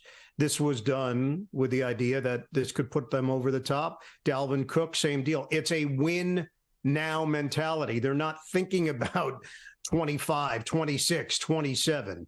It's a 2-year window. And what you mentioned is probably the expectation level that a lot of Jet fans have put forth at this stage. Ian Eagle here with us, legendary play-by-play man for CBS. You don't like when people refer to you as a legend. I saw that smirk right there when I said it. You just think that's weird, for somebody right? else to come on the show. Yeah. When's the legend showing up? Oh, well, we did book Noah Eagle for about 30 minutes from now. There you go. When we get to the Bills, so they've been a team that everyone was on last year. And now heading into this season, everyone knows the Bills are going to be good, but I don't hear a lot of Super Bowl predictions for the Bills. People starting to doubt them. Do you think that will work in the favor of the Bills this year? I think it could. I do think maybe flying under the radar a little bit compared to the expectations of the last two seasons might work to their benefit. I think in some way that's how Sean McDermott operates to begin with. The fact that they like the doubt, they like the underdog status. It's not something that they could possibly have visualized the last 2 years because everybody was on them, including yours truly. I thought the Bills were a team that was going to vie for the Super Bowl, and we saw last season they were just a cut below. But Kansas City, Cincinnati, those teams in the AFC seem to get a little bit more juice when talking about Super Bowl squads. Buffalo is still right up there. I think the Chargers are a team that I know you have to sometimes do this in baby steps, and maybe people think they might be skipping a step because of what happened against Jacksonville in the playoffs last year. But I think the Chargers could be lethal, and that's a team that we probably should throw into that mix as well, along with a Jet squad that is going to have to actually prove it on the field. The other teams that we've mentioned have already shown signs. Either they've won it, they've been there, they've been on the brink. the Jets are the only team of all the teams that we just talked about that are yet to show you the body of work that would lead you to believe that they're ready to take the big next step. Ian Eagle here with us. I just wonder from a broadcasting perspective, like with Tua Tagovailoa, everyone this year says going into the season, he's not going to be able to stay healthy. Usually when everyone says one thing, I go the other way, and you kind of then, for me, just feel that Tua is going to be healthy this entire season. Once you get past like week 3 or week 4, when you're doing a live shot before a Dolphins game, do we stop talking about the concussions until he suffers another one, or is that a storyline all throughout the season whenever you do a Dolphins game? I mean, you're a natural iconoclast. I've known that about you from way back when in your teen years. So none of this is surprising, and it's what makes you an excellent talk show host. Yeah, Skip Bayless Gelb just called me. That's what people say these days. Hot take. I think, Z, what ends up happening with narratives around the NFL, something grows, and it's hard to shed it. It's hard to knock down the walls of perception until you can piece together sustained evidence that it's no longer the case. For Tua, it's hard not to make that part of the story because it has been so public. And, I worked the game last year against Cincinnati where he went down. It's hard to shake that visual. It was so dramatic and traumatic, and it really set the NFL into a different level of conversation after what happened and the visuals of that. With that said, you do have to give players the benefit of the doubt. And yes, if I had Miami week 4, week 5, and Tua had a clean bill of health, no issues, no big hits, or no signs of any problems after a big hit, I would tell you going into a broadcast on that first live hit in the open, it would not be a topic of conversation. But I can't speak for everyone, and I recognize that when you're looking for clicks and when you're looking to create interest, that is a subject that would. And by the way, maintaining his health is important. Let's not dismiss that fact. Making sure that everybody is vigilant in determining he is in tip-top shape, and there are no questions in regards to him based on what's happened in the past. Let me get to your week 1 game, Ian Eagle. You have Bengals and Browns on CBS. Yep. If the press release was right, that's what I see Ian Eagle has for week 1 in 2023. Correct. I'll start you off with the Bengals. You look at that team, there's no reason why they shouldn't be in the Super Bowl this year. And the best part about the Bengals, I know they got humbled in the AFC Championship game a little bit. They've been the team that's given Kansas City the appeal of at least looking vulnerable, which we know was almost impossible to do. I think they're starting to create a little bit of an aura, and I think that comes from their quarterback. There is a jolt of confidence in that locker room because they know they have Joe Burrow. And if Joe Burrow's healthy, they're going to be in games. They're going to be highly competitive. He's going to be savvy. He's going to make things happen. Even when they're down, we saw that last year a number of times, their ability to come back. And then we saw later in the season their ability to lead and maintain and knock teams out early, which to me is the sign of a team that's really figuring out their identity. And this could be the year for Cincinnati where they put it all together and they not only see themselves as that group, but everybody around the league sees them as one of those teams. That division is really interesting with Lamar Jackson, maybe a little bit refreshed and a new voice in the offensive coordinator position. Let's see how Baltimore handles their business. Pittsburgh, really interesting that they've gone completely under the radar. If Kenny Pickett is the real deal in year 2, the Steelers are going to be really good. And even if he's not, we know that they're going to be in games, and Mike Tomlin always finds a way to finish over 500. So we can't count them out. And then Cleveland, and I know you're going to them next, I think it's a mixed bag. If Deshaun Watson is truly back from the best version that we saw of him in Houston, we have no idea if that's going to happen, can happen. He does have a full training camp, preseason reps, everything that's taken place with him behind the scenes, you have to imagine it has had an effect on the team and certainly on many people's lives in the Houston community. That's not a simple thing to overcome and just say, I'm going to compartmentalize and we're back, baby. We got to see it. We got to see it over time and see if he can be among the elite quarterbacks in the NFL once again, because what we saw last year was not that player. Yeah, and, this time of the year, I know we put people on the hot seat. If Watson does not play well this year, and we got to see how much rust there still is to knock off, the scapegoat there is going to be Kevin Stefanski. Like everyone knows that heading into this season, and I'm curious what their start looks like up against a Super Bowl team in the Bengals week 1. That's a big statement for Deshaun Watson. Yeah, and I think, Zach, if you look back over time, week 1, you do get some unpredictable outcomes. Yeah. It's just the nature of the beast. Some teams are better prepared. Some teams had a better camp. Some teams got more valuable and efficient reps in during their preseason, during their intra-squad scrimmages that they've done, which have become really important, as we know, in the NFL to get some true reps. In a way, even more important than the preseason games where we're just seeing, for the most part, second, third teamers. They don't cut down the roster. So now they're allowing guys to continue into the preseason deeper. And that means, that final preseason game, every coach is going to have a different perspective on how to handle it. We kind of knew how it was when it was 4 preseason games. They would ease in. By that third game, you might see the starters for a half. And then the fourth game, it got to the point where coaches were playing nobody. Now it's 3 games, and you've got to be really smart and prudent in how you divvy it up.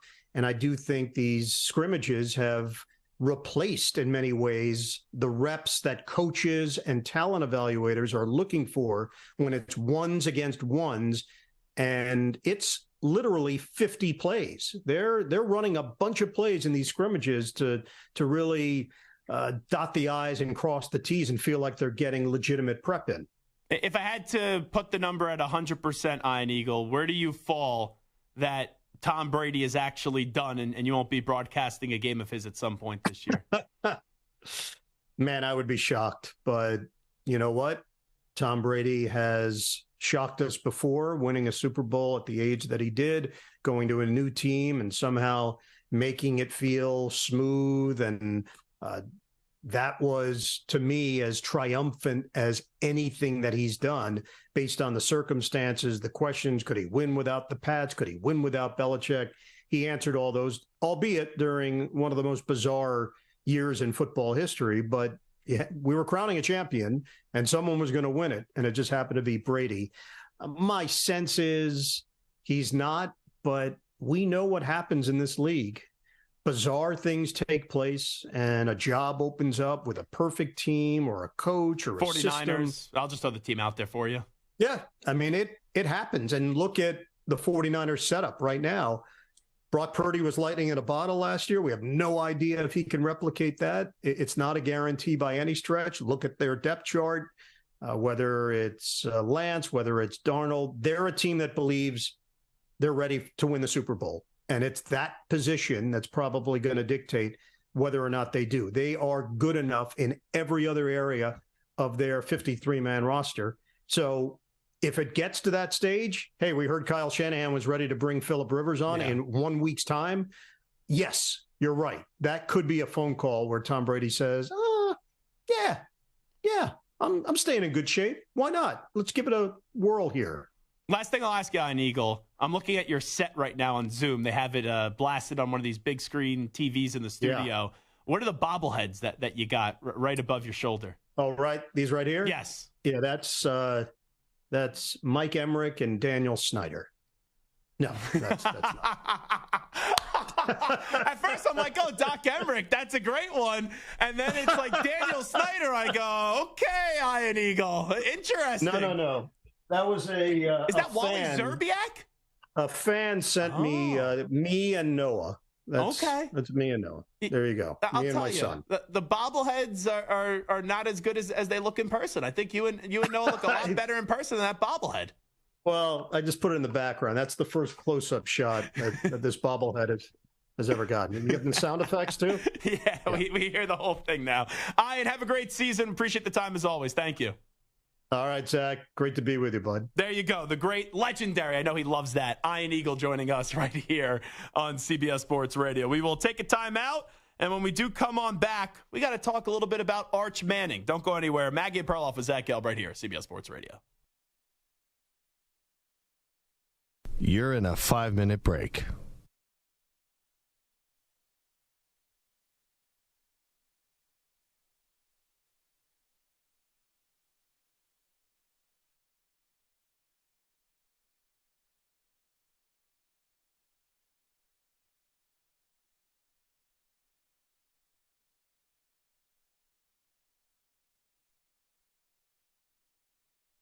Four minutes, 30 seconds remaining.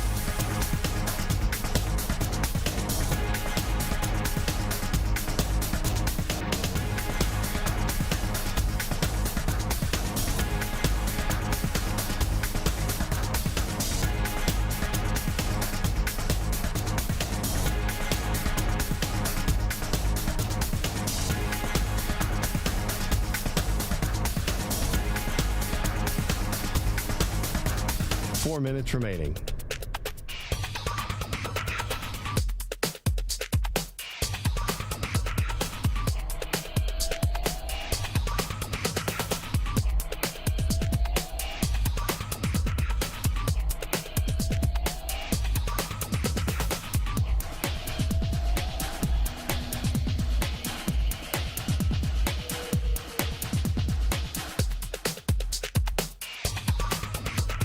Three minutes, 30 seconds remaining.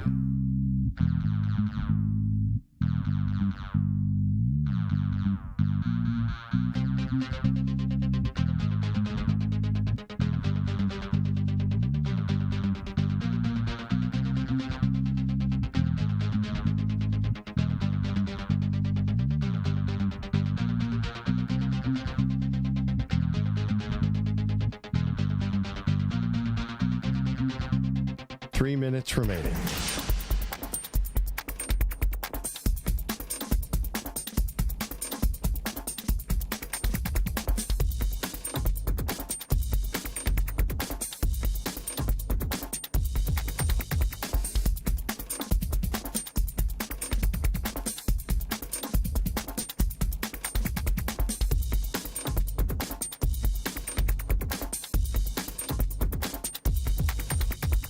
Two minutes, 30 seconds remaining.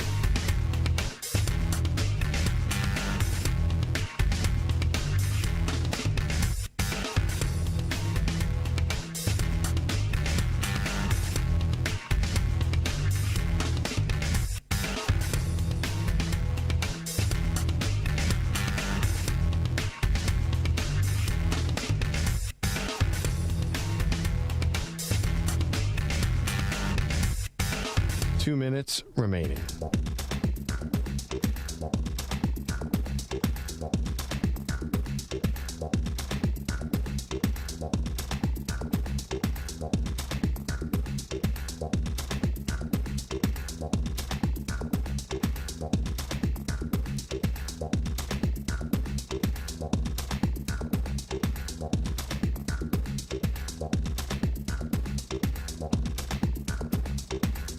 One minute, 30 seconds remaining.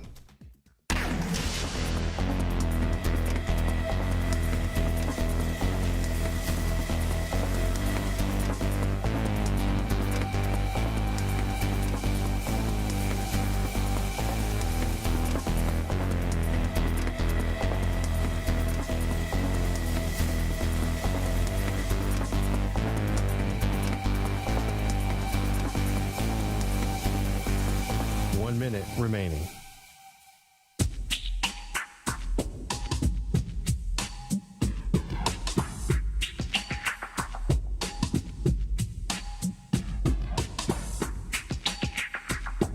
.45 seconds remaining.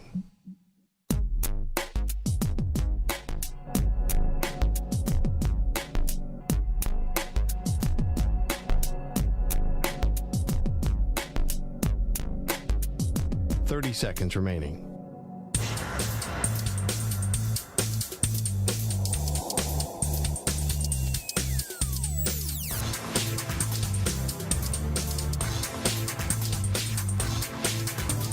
15 seconds.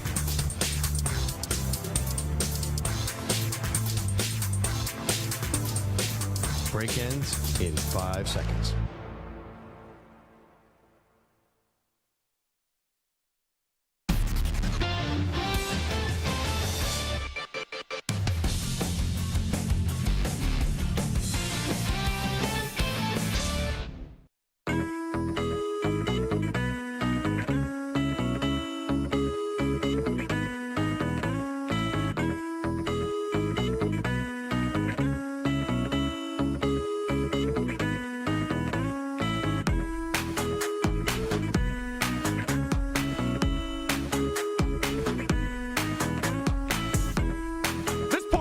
Of the show is brought to you by Wesley Financial. Stuck in a timeshare and want out? Contact Wesley Financial Group now and get a free timeshare exit information kit at wesleyfinancialgroup.com. All righty, Zach Gelb here on Maggie and Perloff, CBS Sports Radio. Something that I'm fascinated by this year is when you look at Texas with the Longhorns, are we ever going to see Arch Manning? And this has been discussed now, where if you look at their depth chart, Quinn Ewers, former number one prospect and number one quarterback, is the starter. Then the backup is not even Arch Manning right now on the depth chart. It's Malik Murphy. And then 3 is Arch Manning. But recently, as you get closer and closer to the season and they wrap up their camp and wrap up getting ready for the start of the season, there's been a lot of high expectations and a lot of positive things being said about Arch Manning. And you know that is just the start of eventually people wanting to see more of Arch Manning. And I saw the other day on SI that a Big 12 coach made a bold prediction on the Quinn Ewers Arch Manning situation. And there's already stuff swirling how it's only going to be a matter of time when you get to see Arch Manning on the field this season for Texas. Now, all that stuff sounds great, but Quinn Ewers controls his own destiny for this upcoming season. And I look back, if you want to go to recent memory, where it's not just based off what the team record is. Because you could have a great team record and then still get replaced. Like, just go back to that 2021 season at Oklahoma. Spencer Rattler started off the year 5-0. And then they were down to Texas. And then you had Caleb Williams inserted in. And Caleb Williams didn't look back the rest of the season, where he was the starting quarterback. That was a Oklahoma team that, once again, was 5-0. And they made the move. So it's not just this year with Texas, are they winning games, but how is Quinn Ewers playing? And then does Steve Sarkisian, if he feels like a quarterback change is necessary, have the stones to stick with the depth chart and not put Arch Manning in? Because right now Arch Manning is a third-string quarterback. The Texas schedule this year, Rice to open up the season. You're not going to see Quinn Ewers get replaced in that game until, the fourth quarter, when it's a blowout and you put someone else in. Then week 2 is the monster game. You're at Tuscaloosa going up against Alabama. And remember, last year, Texas should have defeated Alabama. That was a 1-point game by the slimmest of margins, and that was the game that Quinn Ewers got hurt. If Quinn Ewers beats Alabama, it's going to be very tough to replace Quinn Ewers this year at Texas. And I don't care what your last name is. Because if he wins that game, every Tom, Dick, and Harry in America is going to be saying, Texas is back. They're back. They're back. We're back. Go little Sam Ellinger. That's what will transpire. So that Alabama game, barring an implosion, assuming that Texas wins, which is not something that you could just easily assume, barring an implosion from Quinn Ewers can determine if we're going to see Arch Manning this year. Because after that, you look at their schedule, and the Big 12 is so tough because there's a lot of teams that in the Big 12 you're like 50-50 on. You can tell me they win the Big 12, and then you can tell me they have like 3 or 4 losses on the season. So after that Alabama game, you play Wyoming. That's a cupcake game. Then you play Baylor. I don't know what to make out of Dave Aranda right now. First year, not good. Second year was awesome. They won the Big 12. Last year, they weren't good. Kansas, Lance Leipold's doing a very nice job with that program. Oklahoma, this is a big year for Brent Venables and company. Houston going into a new conference. BYU finally joining a conference. Kansas State, they were probably the most underappreciated conference champion in the history of the sport. They won the Big 12 last year with Chris Kleiman as their coach. No one even knew they won the Big 12 because we all know that TCU ended up getting into the college football playoff and making it to the national championship game. TCU is going to take a step back this year with all that they lost, losing their quarterback, Max Duggan, losing their star wide receiver in Quentin Johnston. Everyone's out on Matt Campbell and Iowa State now. And then you got Texas Tech the Friday right after Thanksgiving, and Joey McGuire is a really solid, young, up-and-coming college football coach with his background going back to high school. So you look at that Texas schedule, there's one game where your jaw drops and you go, okay, that's the statement game. But then you have a lot of other games in a tough, rigorous Big 12 conference where you go, it could go either way. Like the Longhorns game up against Baylor, Kansas, Oklahoma, Kansas State, TCU, Texas Tech, even BYU. Kalani Sitake's done a good job there. All those games are kind of 50-50 types of games, maybe at most 60-40 if you want to go to the extreme on Texas.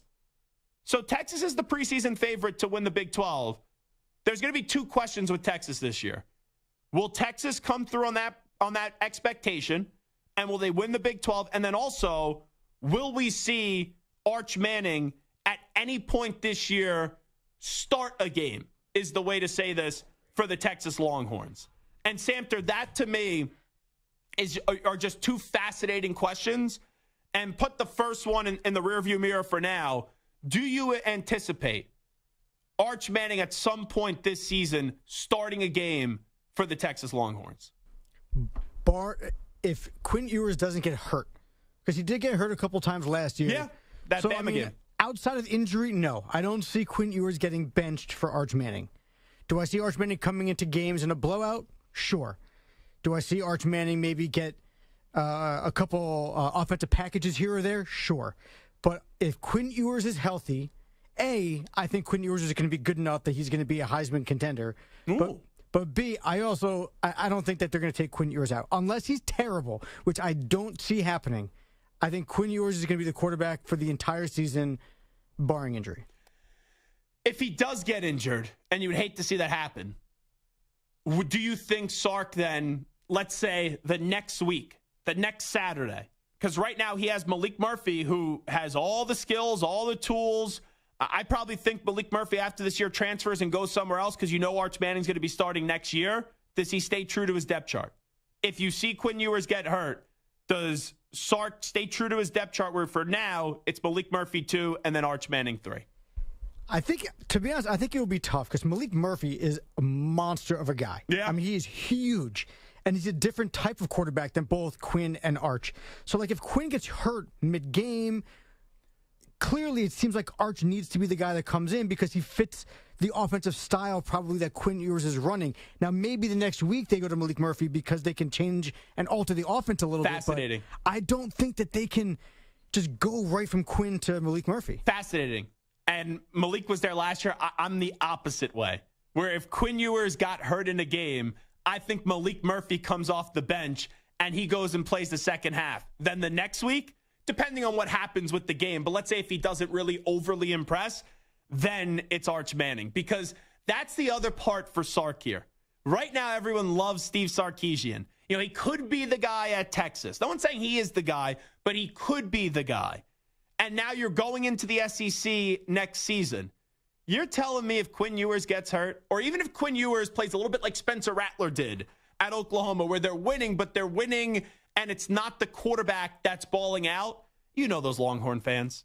It's not going to take much, not only for Longhorn fans, but all of college football fans. Like, we're talking about a guy that was a number 1 recruit at the quarterback position in Quinn Ewers. It's not like he's some slouch, But look at the way that everyone has already talked up Arch Manning. Those fans, and probably a lot of us even on the radio, would love to see Arch Manning just because it's such an intriguing storyline. So in Sark's ideal world, and I think in Texas's ideal world this year, they win the Big 12 this year in the final year in the Big 12, and Quinn Ewers plays his butt off. And then next year, you get Arch Manning sitting, playing a little bit in garbage time, and then next year it's okay, going into the SEC, Arch Manning is the day one starter. But as you know, not everything goes according to plan. And that's one of my biggest questions entering this college football season is if either Quinn Ewers does not play well or if he's playing average. And even if, let's say, he gets hurt, which no one want to see, does Sark have the stones to stay true to his depth chart where he could ruffle a lot of feathers in that fan base? Even if you're saying right now Malik Murphy's the second best quarterback on the roster, you know almost everyone, if your last name isn't Murphy, let's just say, would love to be seeing Arch Manning on that football field, just where the buzz is about Arch Manning. And I'll give credit to Sark. Sark did something smart that even Marco brought up. I remember we were talking about this, where Sark, he ended that quarterback competition really quickly. I thought this was going to be one of the more anticipated summers ever, one of the more anticipated quarterback battles ever, where it was going to be daily updates on Quinn Ewers, Arch Manning, then you also have the name Malik Murphy as well. And I thought this was going to go right down to the wire. Sark, very early on, it was right after their spring game, said Quinn Ewers has won the starting job. And Marco brought up a great point, and that was it eliminates a lot of the distractions. Doesn't make the story each and every day, who's your starting quarterback, who's your starting quarterback. And people are always going to ask about Arch Manning, but when you say you believe in Quinn Ewers and you say he's your starting quarterback, all that buzz and all that hype and all the circus that I wanted to see this summer, it goes away like 85 to 90%, where, think about it, this summer, we have not really talked much about Arch Manning besides when he put that photo out where he looked jacked out of his mind. And then until this story came out the other day that one Big 12 coach is predicting that eventually you'll see Arch Manning on the field at some point. And you saw one crazy throw that he made the other day in practice. So, Marco, you were onto something. You're exactly right. Sark, who believes in Quinn Ewers, clearly, and there's reasons to believe in Quinn Ewers, the way that he announced that quarterback battle being over is right now the plan for Texas, where they knew even when Arch Manning signed, as long as Quinn Ewers was going to be there, he was going to be the week one starter.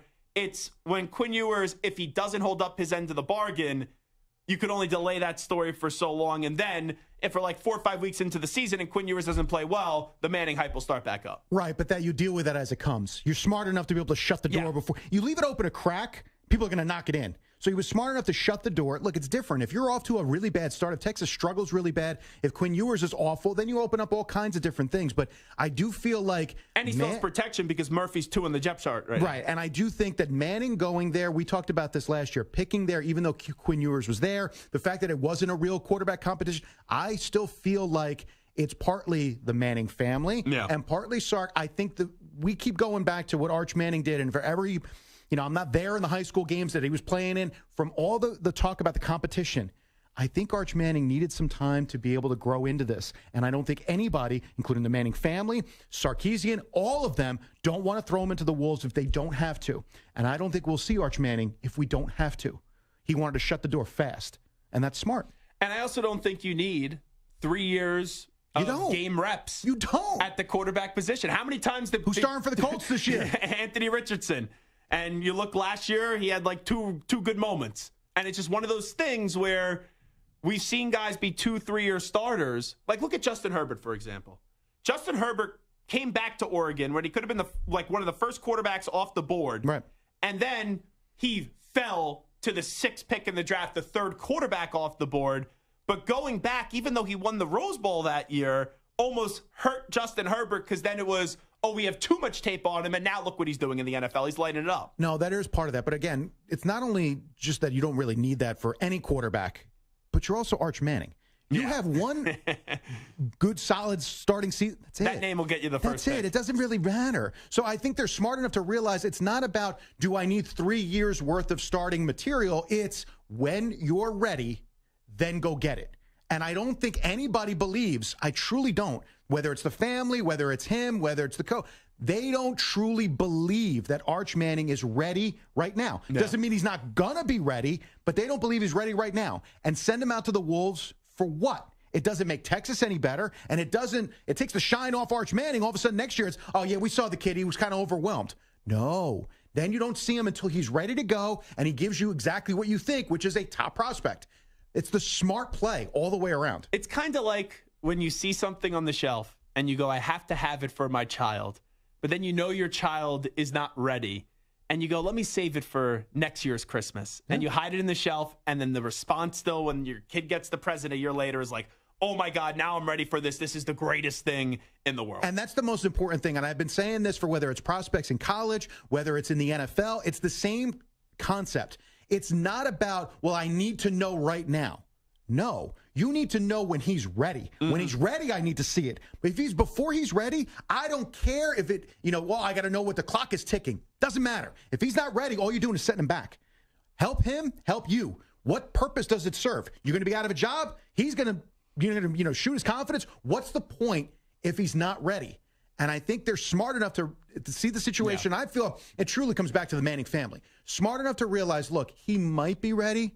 No reason to not wait another year. Let him get really comfortable in practice. Let him get really comfortable at Texas. Let him get comfortable with the idea of college in general. And then on top of everything else, he's smart enough, but now he's seeing athletes that are moving a hell of a lot faster than he saw if the competition he saw was not that good in high school. And also, one more thing on this. In this SI article, it just says it's a Big 12 coach. You don't know the motives of this coach. It's at another school. It may not even be a head coach, right? It could be like an offensive line coach or something. But the quote just was that he would watch for Manning to unseat Ewers at some point this season. And there could be two things to that. One, that could be the genuine feelings of that coach, or it could be, let's kind of start the fire and the storm and the speculation where everyone's talking about Texas and it's the easy card to just throw into to maybe cause more distractions. Why not? Because that's what it is. It's a flat-out distraction. And the more that Quinn Ewers is looking over his shoulder, the worse it is for him. And it's smart, with everybody at Texas realizing that that's not a good scenario. Coach on the outside is smart enough to realize, you know what, let's throw it in there. Let's see if Texas, they drop a game or two in the beginning. It's Texas. You drop a game at all of a sudden you're going to start invoking panic. Yep. The first thing that invokes panic is, let's go get the hot shot name. And not only is the hot shot name, he's a Manning. Yeah. Why isn't he playing? It's easy. You're exactly right. It's easy. So you know what? Stay away from it as long as you can. All right, we'll take a break here. When we come on back. Russell Wilson says the Broncos offense is clicking. What's their ceiling for this season? First up, though, here he is. You just heard his voice, El Capitan Marco Belletti.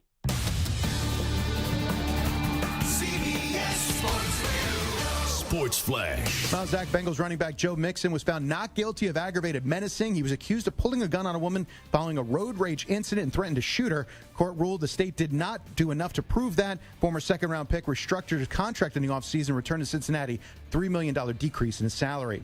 Lions likely lost out on Jamison Williams for the remainder of the preseason with a hamstring injury. And keep in mind, Williams is already suspended for the first 6 weeks of the season via the league's gambling policy. Titans lost wide receiver Traylon Burks, likely multiple weeks after he sustained an LCL sprain in a joint practice against the Vikings. Now, Deion Sanders trying to turn around a Colorado football program that won all of one game last year, and to do that, he wants to make sure that his teammates have their back in a fight. He just fought. I seen two of y'all walking off over there, and you got to keep teammate fighting. What they do there? Nowhere. What they do there? Not here. In one fight, we all fight. You understand that? No, I don't want to see y'all walking off when somebody's fight. Yes, sir. Never again. Walk off. All right. Come on. I was in there, man. Checking baseball, you got the Mariners in front of the Royals 5-4 there in the ninth. Julio Rodriguez has gone deep and driven in 5, and the Red Sox lead the Nationals 1-0 in the third. I'm Marco Belletti. Hey, it's Amy Lawrence. Be sure to listen to CBS Sports Radio at home. Just ask Alexa to play CBS Sports Radio. CBS Sports Radio.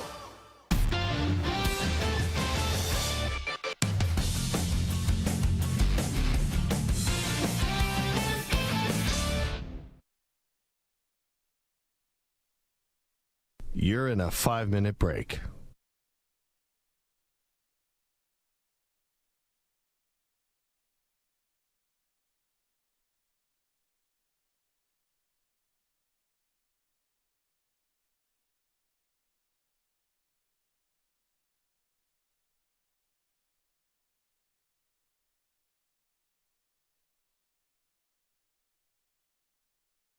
4 minutes, 30 seconds remaining.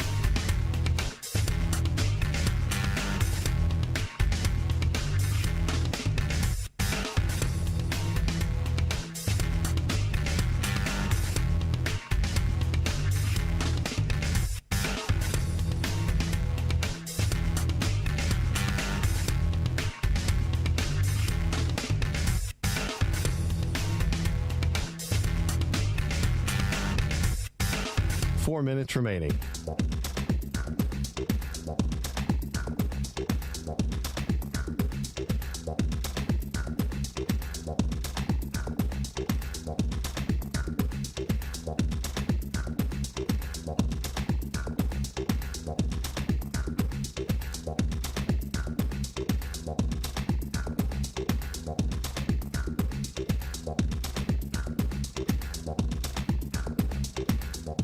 Three minutes, 30 seconds remaining.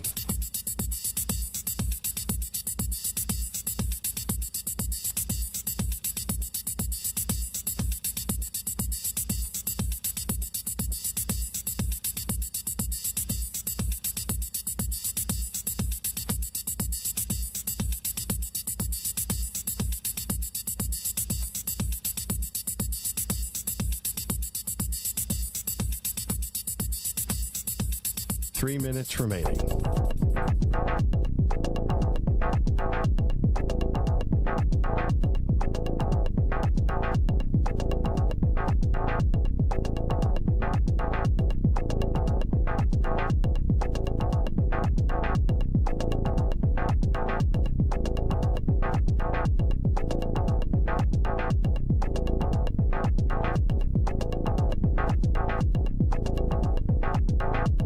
Two minutes, 30 seconds remaining.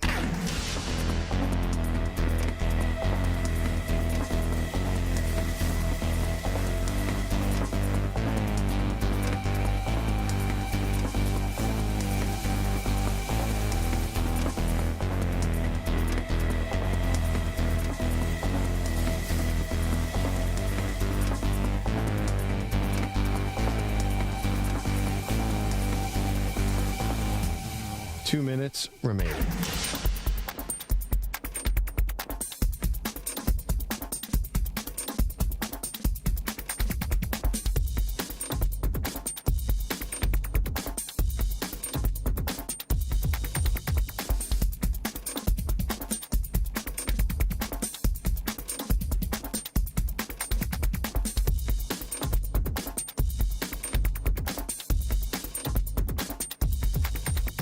One minute, 30 seconds remaining.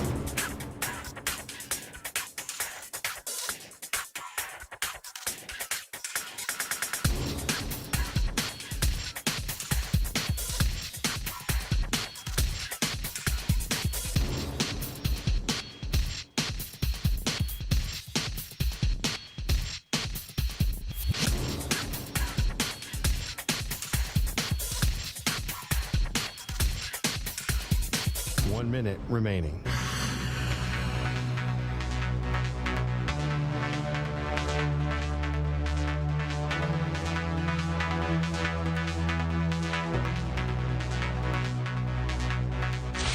Five seconds remaining.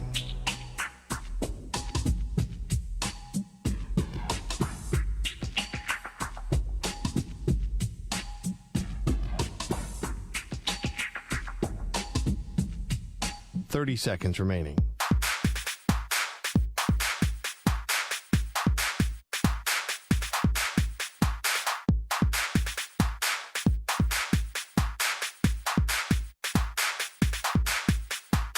Seconds.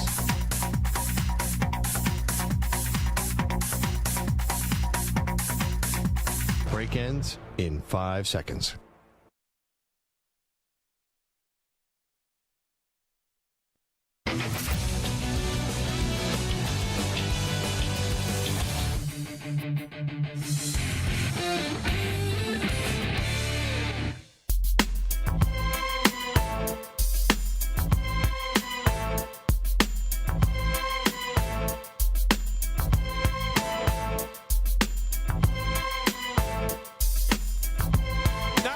Back in.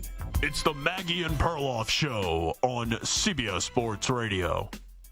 I always feel like a little bit bizarre when we come back from breaks here with just the music and no liners, just because I'm used to it on my show where they're like, it's the Zach Gelb show on CBS Sports Radio. And Stu always gets in my ear and goes, yeah, just a reminder, there's a no liner here. Just go whenever you want. That's basically Stu's saying, pick up the pace. Let's go, you idiot fill-in host. You moron. You jackass. You loser. That's what he says to me about you during the breaks. I'm like, Stu, chill out. Jack's doing the best he can. Is this room bugged or something? Jeez. Yeah. Don't worry, Stu. I always got my guys that work in construction following you around. They always tell me what the dirt is. I got a bunch of uncles in construction. They let me know what's actually going on with Stuart Kovacs when he leaves 345 Hudson Street. Big Brother's always watching you. You got it, mister? Uh-oh. All righty, I want to ask you a question around the room. Russell Wilson last year was the punchline to almost every joke in the NFL. Samter asked me a good question before the start of the show today.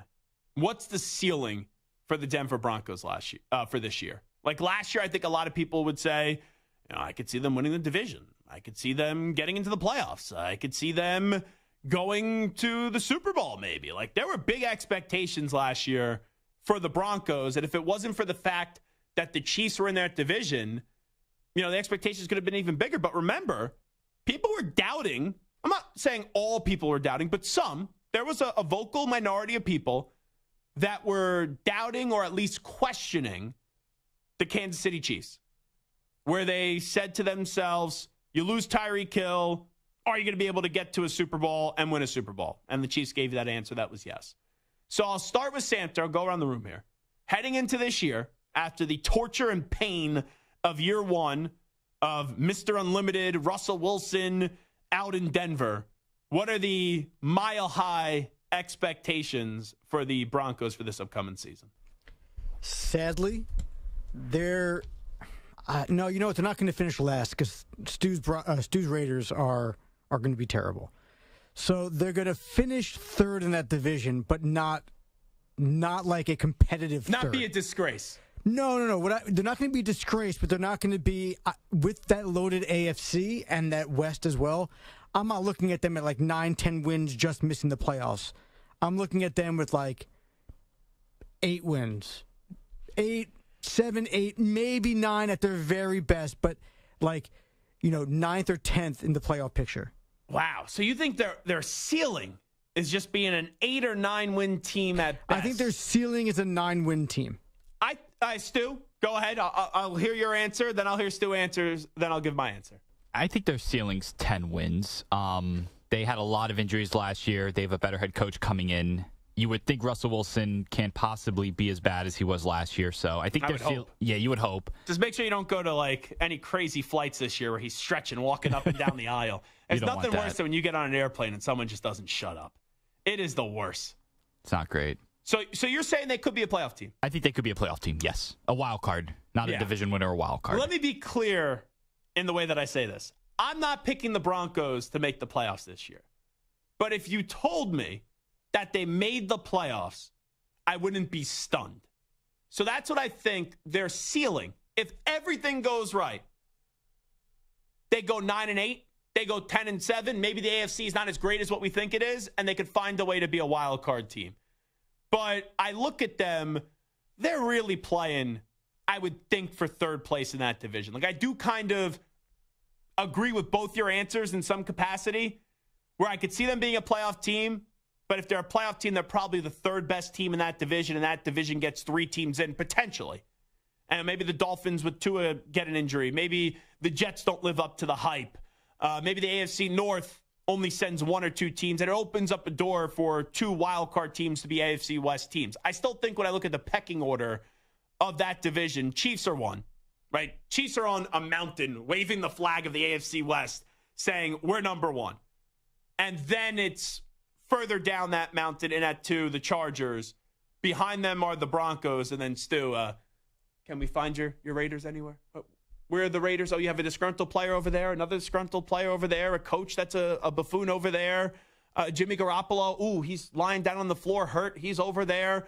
The Raiders are a distance miles forward. Behind third. Well, let me ask you this. You agree with that? Yes, I do. That they're going to finish fourth. That the Broncos are in a much better spot than your Raiders. They're closer to the Chargers than the Raiders. They're closer to the Chargers than. Oh, you're talking about the Broncos? Yes. Okay, gotcha. Yes. Yeah, I think that's a fair analysis, and I believe in the Chargers more than I believe in the Broncos. I don't even love the Broncos this year, but when you bring in Sean Payton, that's a coach that everyone goes, okay, I believe it.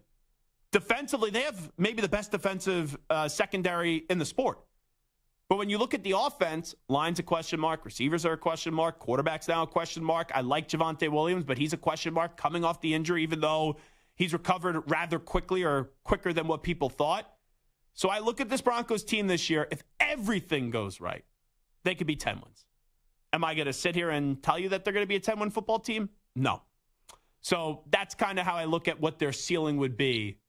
A successful season for the Broncos this year is Russell Wilson reestablishes himself and they make the playoffs. If you ask for anything more than that, you got to be the greediest person ever. Like the greediest person ever. You're asking for like a Lamborghini for your first car or something like that, and you don't come from any money. Zach Gelb here with you on Maggie and Perloff on CBS Sports Radio. We will take a break.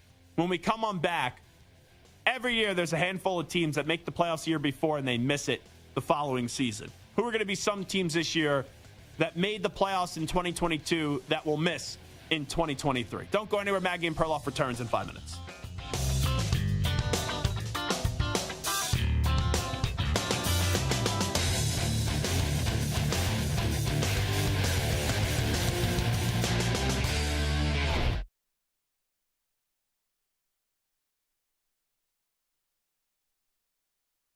You're in a 5-minute break.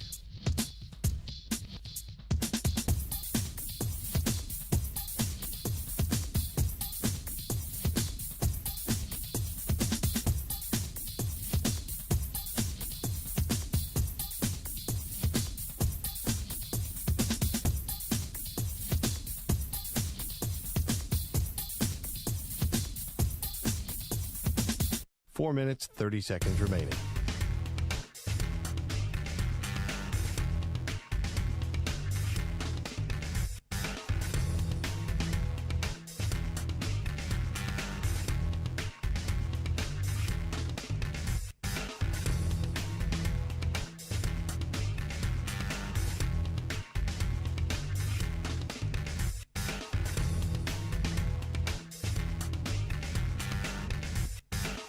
Four minutes remaining.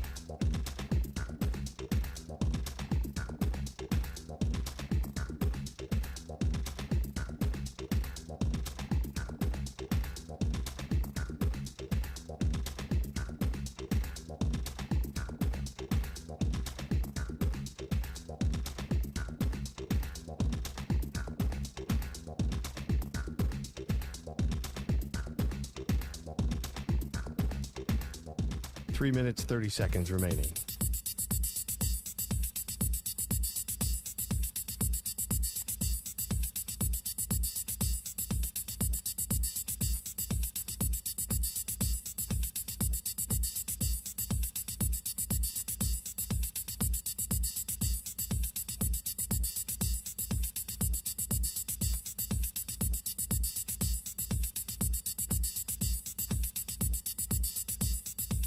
Three minutes remaining.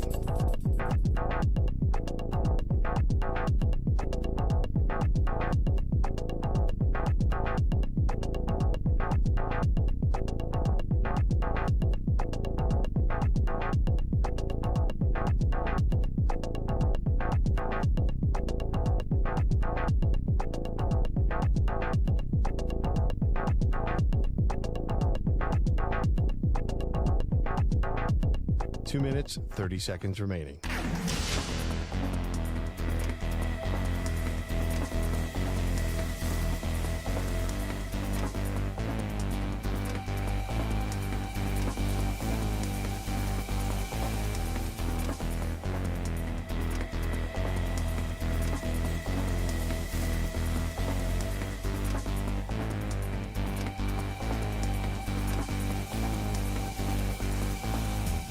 Two minutes remaining.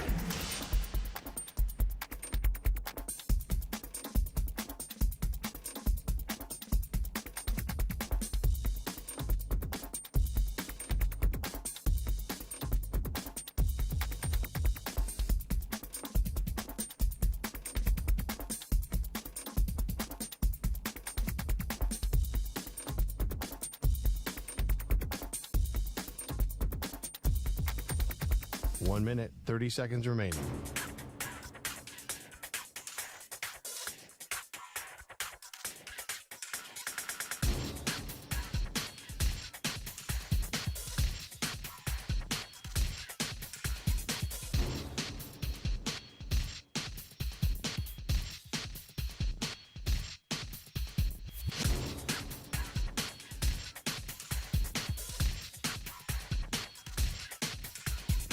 One minute remaining.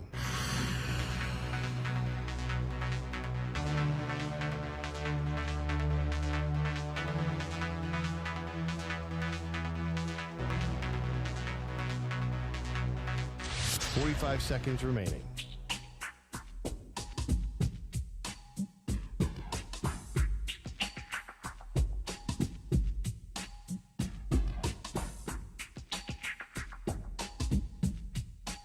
Seconds remaining.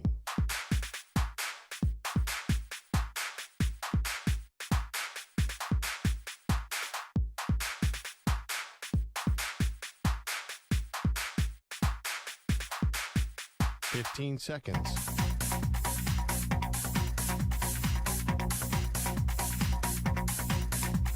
Break ends in 5 seconds.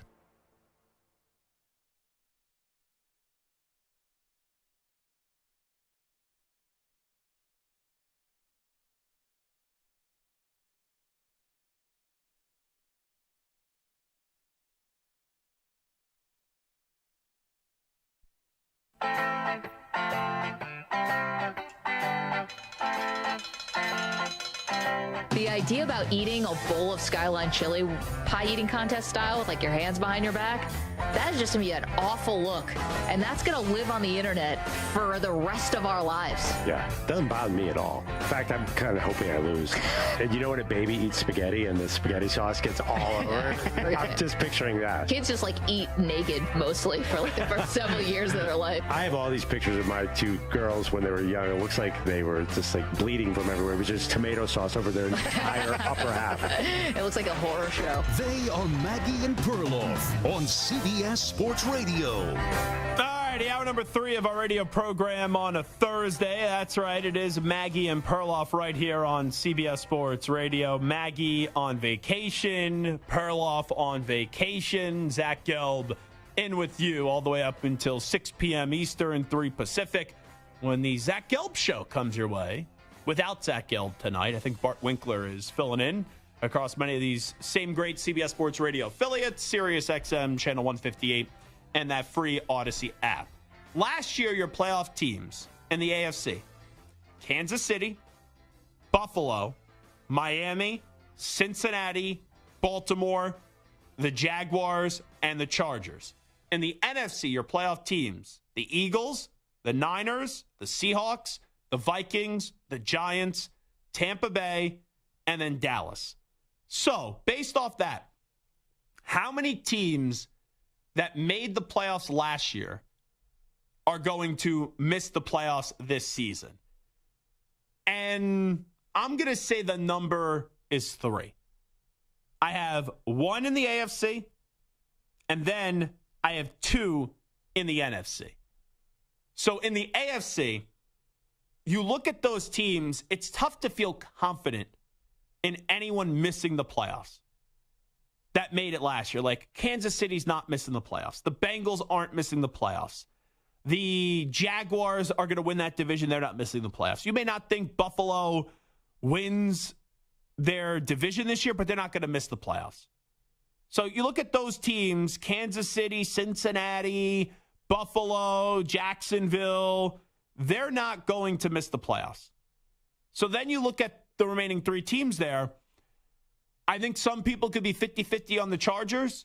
I believe the Chargers are making the playoffs. The Chargers have too much talent. Brandon Staley, I would say I would drive you to the airport, but you don't need the money.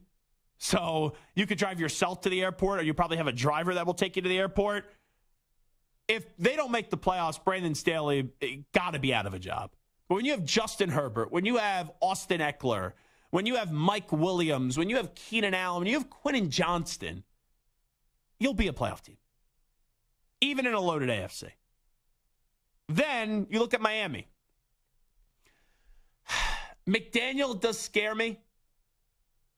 The Tua conversation is not going away, but that's a really talented football team. When you look at Tyreek Hill, Jalen Waddle, and, some of the names that they have on the defensive side, I like Phillips a lot. I think he's going to have a big season for them. So I look at that Miami team. They're in a very tough division this year. We know they're in a loaded conference, but I would lean more Miami in than out of the postseason. And I've been very critical and very skeptical of the Dolphins the last 2 years when people are trying to tell me that they're going to be good. So the team I go to take one team out here in the AFC, it's Baltimore. Where if you tell me the Ravens make the playoffs, am I going to be surprised? No. I'm a big fan of Lamar Jackson. But you're relying on a lot of guys that the last 2 years have had a lot of injury problems. Whether it's Odell Beckham Jr., whether it's J.K. Dobbins, Lamar Jackson himself. And you look at the Ravens right now, I want to see what that offense looks like with Monken. Where Lamar's talking about throwing the football a lot more and all that. Lamar, I think, is a better passer than what people give him credit for.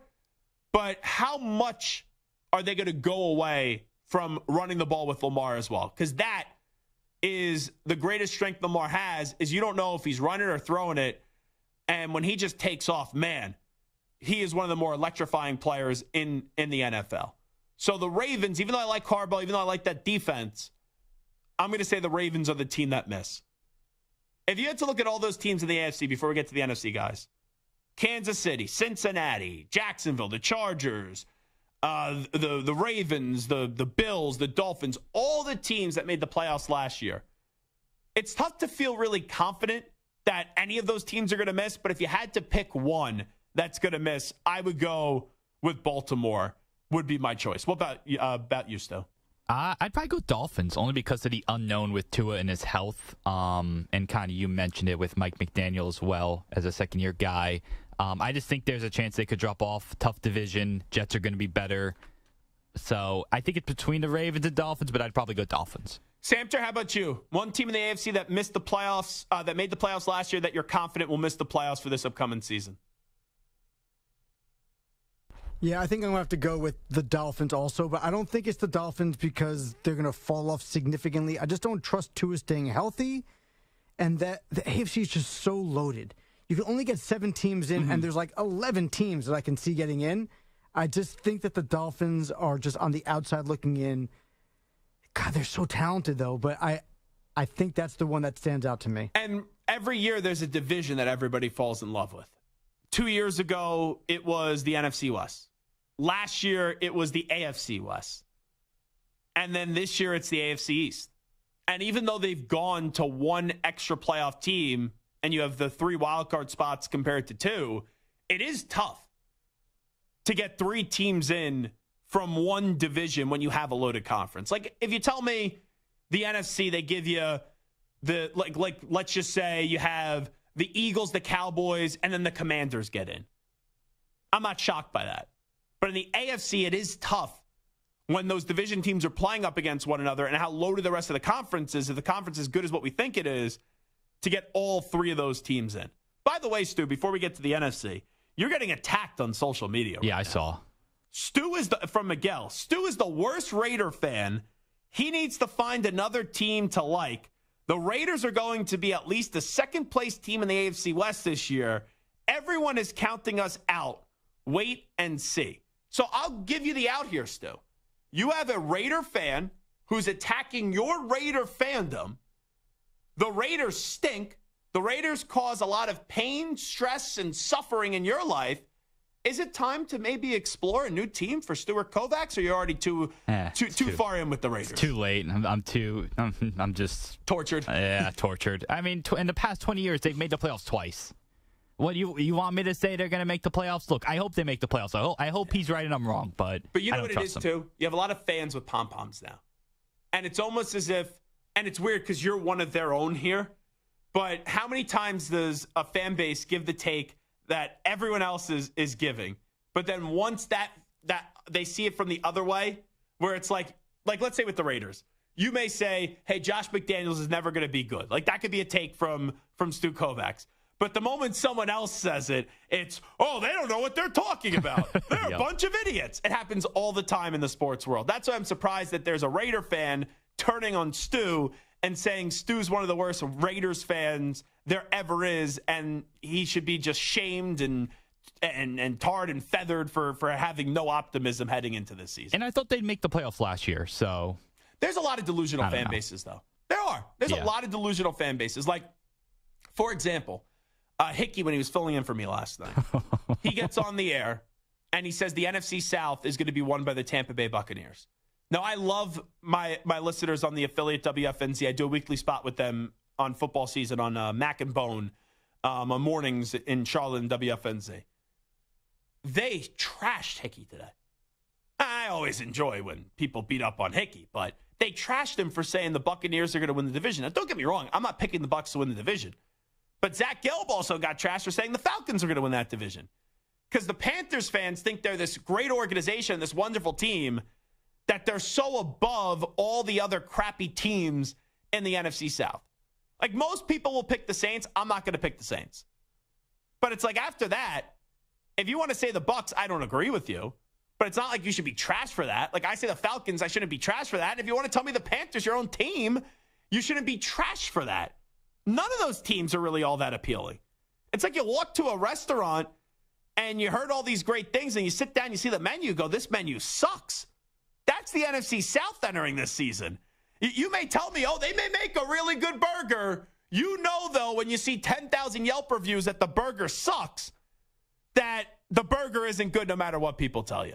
So that's just interesting to me. Who do you think wins the NFC South this year? I honestly don't think how it's a hot take. I don't think it's the Bucs, but there's so much talent, like veteran talent. Mike Evans, Chris Godwin, Ryan Jensen, Tristan Wirfs, Vita Vea, Devin White, Levante David, Shaq Barrett, Antoine Winfield, Carlton Davis. There's talent there, right? Obviously, no one believes in Baker Mayfield or Kyle Trask, but who are you betting on? Bryce Young, Desmond Ridder, and Derek Carr? Oh, I don't think any of those picks are outrageous.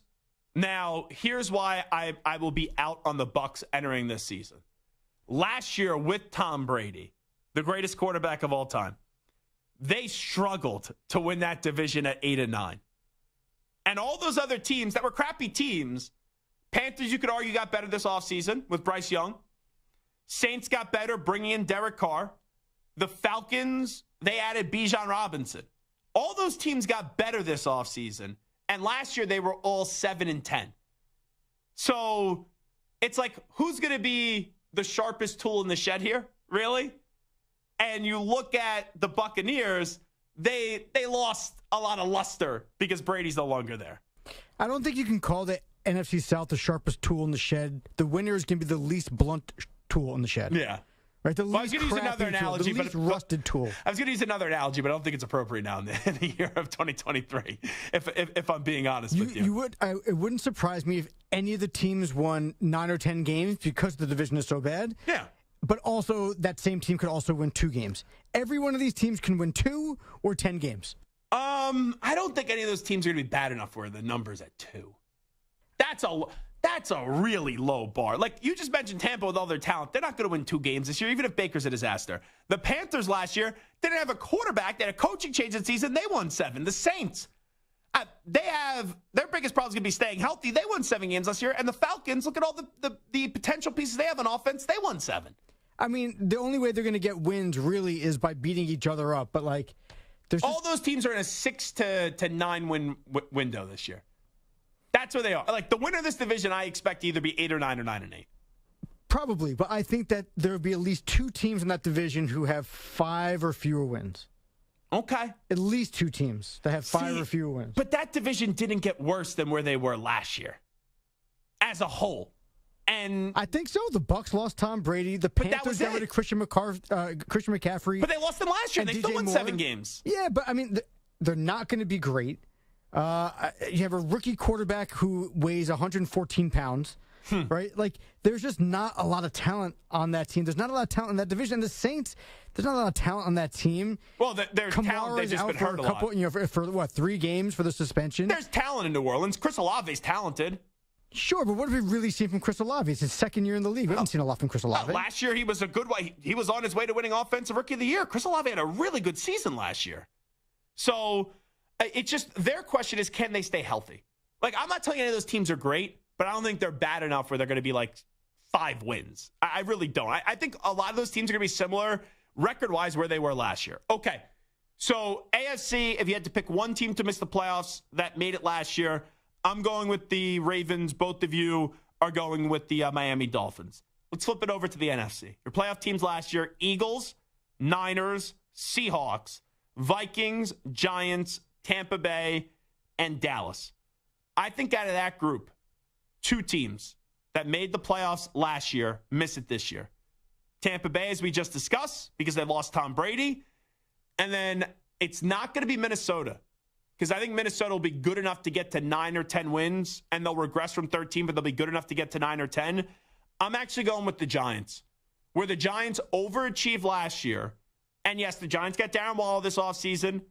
They locked up Dexter Lawrence and Andrew Thomas up front. I still don't fully believe in Daniel Jones. Saquon Barkley's health is still a major question mark. The wide receiving room is also a major question mark. I think the Giants will be gritty. I think the Giants will be fine, but I think they take a step back and maybe swap roles with the Commanders this year inside their own division, where we know the Eagles are going to be great. We know the Cowboys are going to be good. And then it's like, who's going to find a way to win more games between the Eagles and the Commanders? Last year, the Giants and the Commanders. Last year, the Giants did that. I think they reverse roles this year. So I will say that the Giants missed the playoffs as well. When you look at all those 7 teams, Eagles, Niners, Seahawks, Vikings, Giants, Tampa, Dallas. I gave you 2, Tampa and Giants missed the playoffs. Who's the most likeliest to miss the playoffs this year? I'll start with Samter. It's definitely the Giants. I think the Bucs, just what we're talking about with the South, you can't predict what the South is going to be right now. So, yes, maybe the Bucs don't make it, but that division you just can't tell. I'm not betting on the Bucs to miss it. The Giants, I didn't believe them last year. I don't believe in them this year. The Commanders Michael have gotten Samter's better. a Jet fan, by the way. Yeah, but I never believed in the Giants, whether it's a Jet fan or this is objective. I just don't believe in the Giants. I don't believe in Daniel Jones. Darren Waller looks like a beast. Everything I'm reading and hearing sounds like he's going to be incredible there. Can he stay healthy? I just don't believe in Daniel Jones. Never have, never will. The Lions, I'm so sorry. I have to cut you off here. Are coming. Hold on, I have to cut you off. When you brought up Darren Waller, I wish we had a camera on Stu. Stu looks so sad. He just kind of gave he gave the Stu sigh. He went like, Darren Waller. He's always hurt. He's going to get hurt. We know he's going to have 5 or 6 great weeks, and he's going to get hurt. Oh, so that was more you don't believe in Darren Waller. Correct. I interpret that as like Stu just let out a sigh. He was like, hello, darkness, my old friend. You know, like one of those old things. No, it's like I'll see it when I believe it in terms of staying healthy. I hope he stays healthy. Fans the black hole for nothing. Yeah. I don't hope he gets hurt. I'm just saying that's what I'm expecting. Yeah, I was playing the Beatles song already. All right, so you're going the Giants. I actually think the answer here is Tampa Bay most likely to miss, even though I have Tampa and the Giants both to miss this year. But who's your team here, Stu?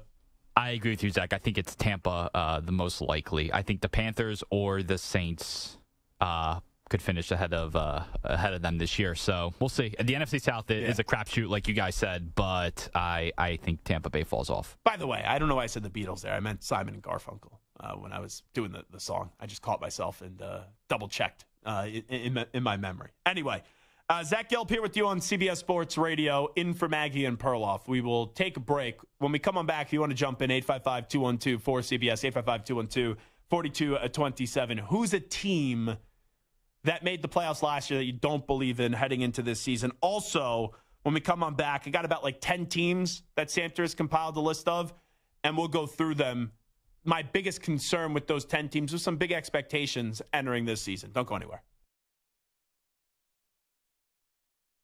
You're in a 5-minute break.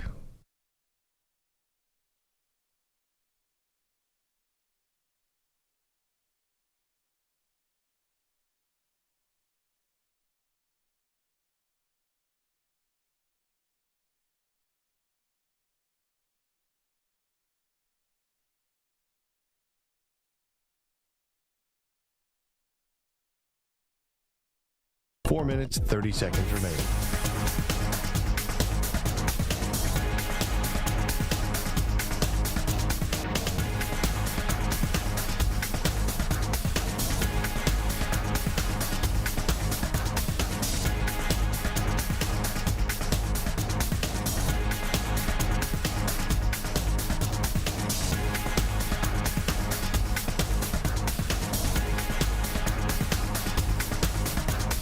4 minutes remaining.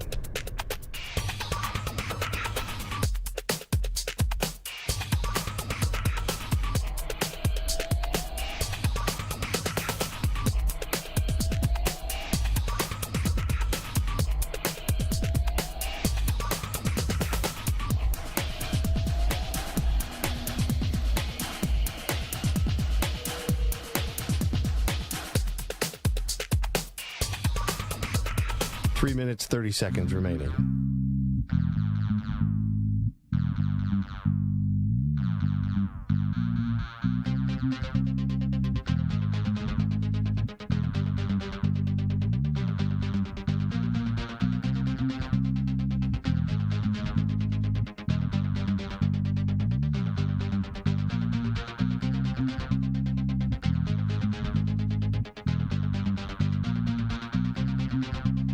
Three minutes remaining.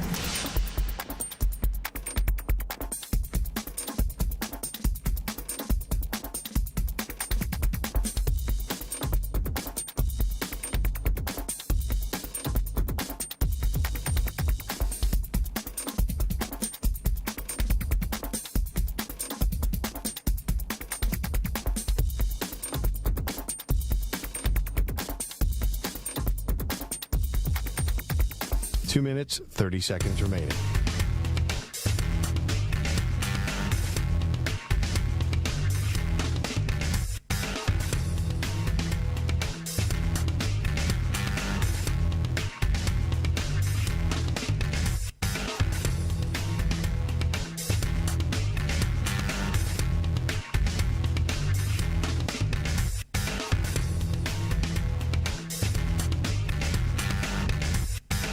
Two minutes remaining.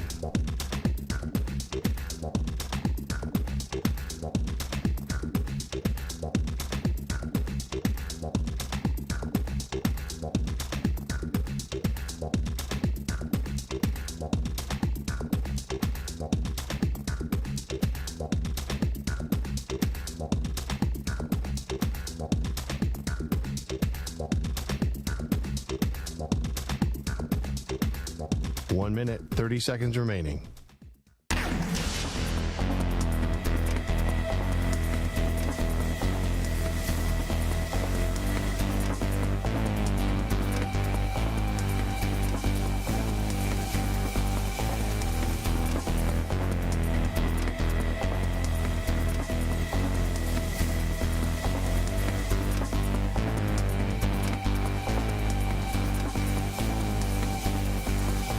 Minute remaining.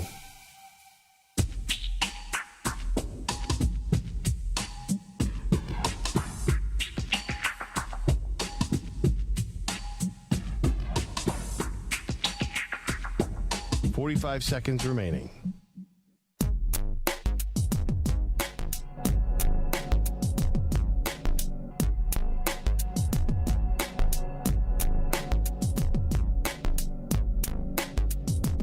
Seconds remaining.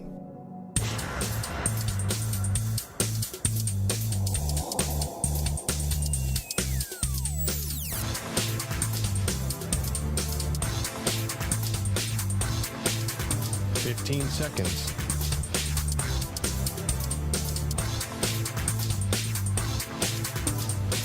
Break ends in 5 seconds.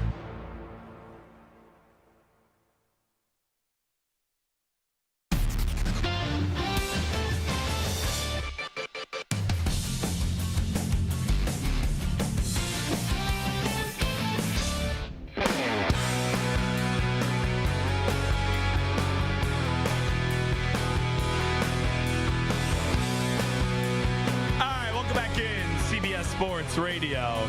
So I know Santer is probably all caught up to date on the latest Sean Payton Jets beef, where it all started with the whole Nathaniel Hackett trashing. And last week, I guess before the start of their first preseason game, James Palmer tweeted out that Sean has some rules for players that get pulled out of the game, like once the starters are pulled. Uniforms are not allowed to be off after you're done playing. You're not allowed to wear sunglasses. Sean said that you're not allowed to have Gilligan Island hats, which is a bucket hat, as what the kids and what I call it, and no interviews during the game. So that elicited a response from Garrett Wilson with the whole Broncos-Jets beef, where Garrett Wilson was on the sidelines with a bucket hat and sunglasses. So today, Kay Adams is at Broncos camp with her Up and Adams show, and she had Sean Payton wear a bucket hat on set. Is that a violation if you're the coach of the football team? And I know you say after a preseason game, this is not a preseason game, it's a practice, you're not allowed to be wearing until the game's over sunglasses, as he called it, Gilligan hats, which is a bucket hat, and you're not allowed to do interviews. Is that a violation that Sean Payton put on a bucket hat today shortly after saying, yeah, players shouldn't be wearing bucket hats right now? And oh, yeah, by the way, he did have sunglasses too. I mean, he's probably trolling the trolls by doing so I'm fine with it. And I don't know, maybe it's a game rule or, a preseason game rule as opposed to a practice rule. I don't know specifically. But I will say, good troll job, right? You got trolled. Yeah. Troll right back. This Jets-Broncos thing, I can't wait for week 5? I can't wait for that game. October 8th. I can't wait for that game. That's a 4:25 p.m. Eastern game on CBS. That's going to be is that a Buck and Aikman game?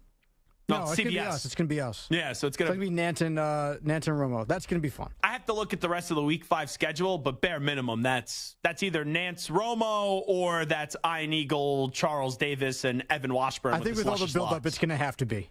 I mean, that game has just built up, and now the fact that it's continuing on, that it wasn't just the Hackett stuff, and it's building and building and building and building, I love it.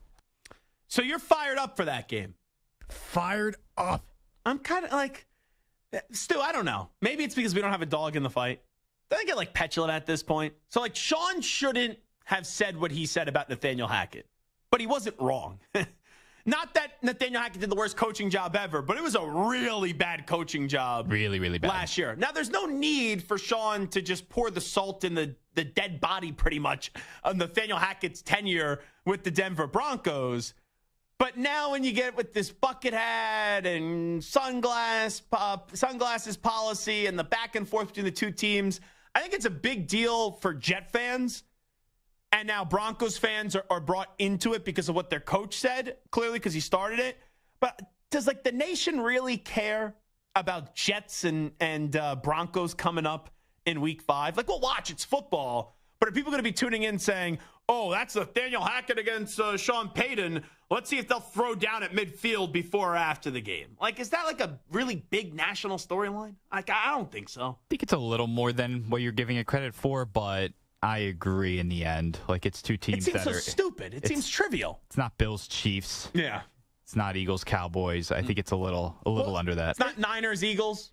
No, but it's a rivalry that has a specific focal point as opposed to historic background. So there's a specific focal point. The entire week, they're going to be asking Sean Payton and the Jets about it. That's also Week 5. Are the Jets 3-2, 4-1? Are they 1-4? We don't know what both these teams. Jets have a tough schedule too. Both these teams have a lot of pressure on them. Right, their quarterbacks are in very tough situations, and their coaches are also in tough situations. A lot of expectations of both these teams. Week 5 is kind of like that delineation point in the NFL season where you start seeing which teams are for real and which teams are going the wrong way.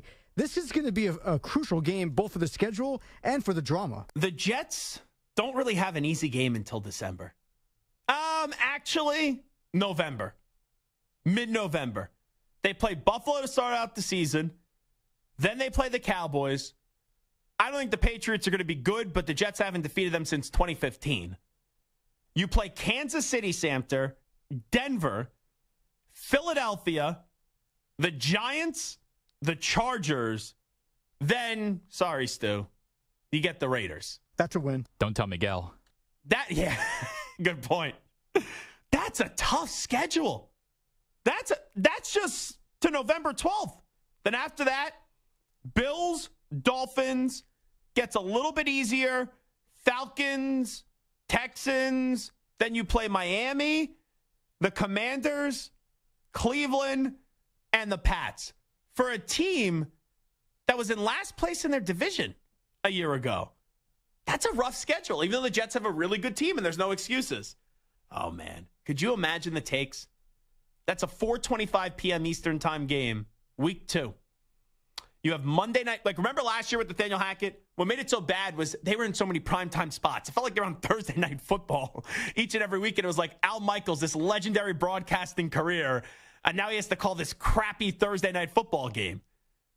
And their first 2 games of the season for the Jets, it's Buffalo on Monday Night Football to open up the year, 9-11. And then the next week, it's Dallas. Can you imagine the takes on that Monday, September 18th, if the Jets start the year after back-to-back really good time games, Monday Night Football, then a 4:25 on CBS?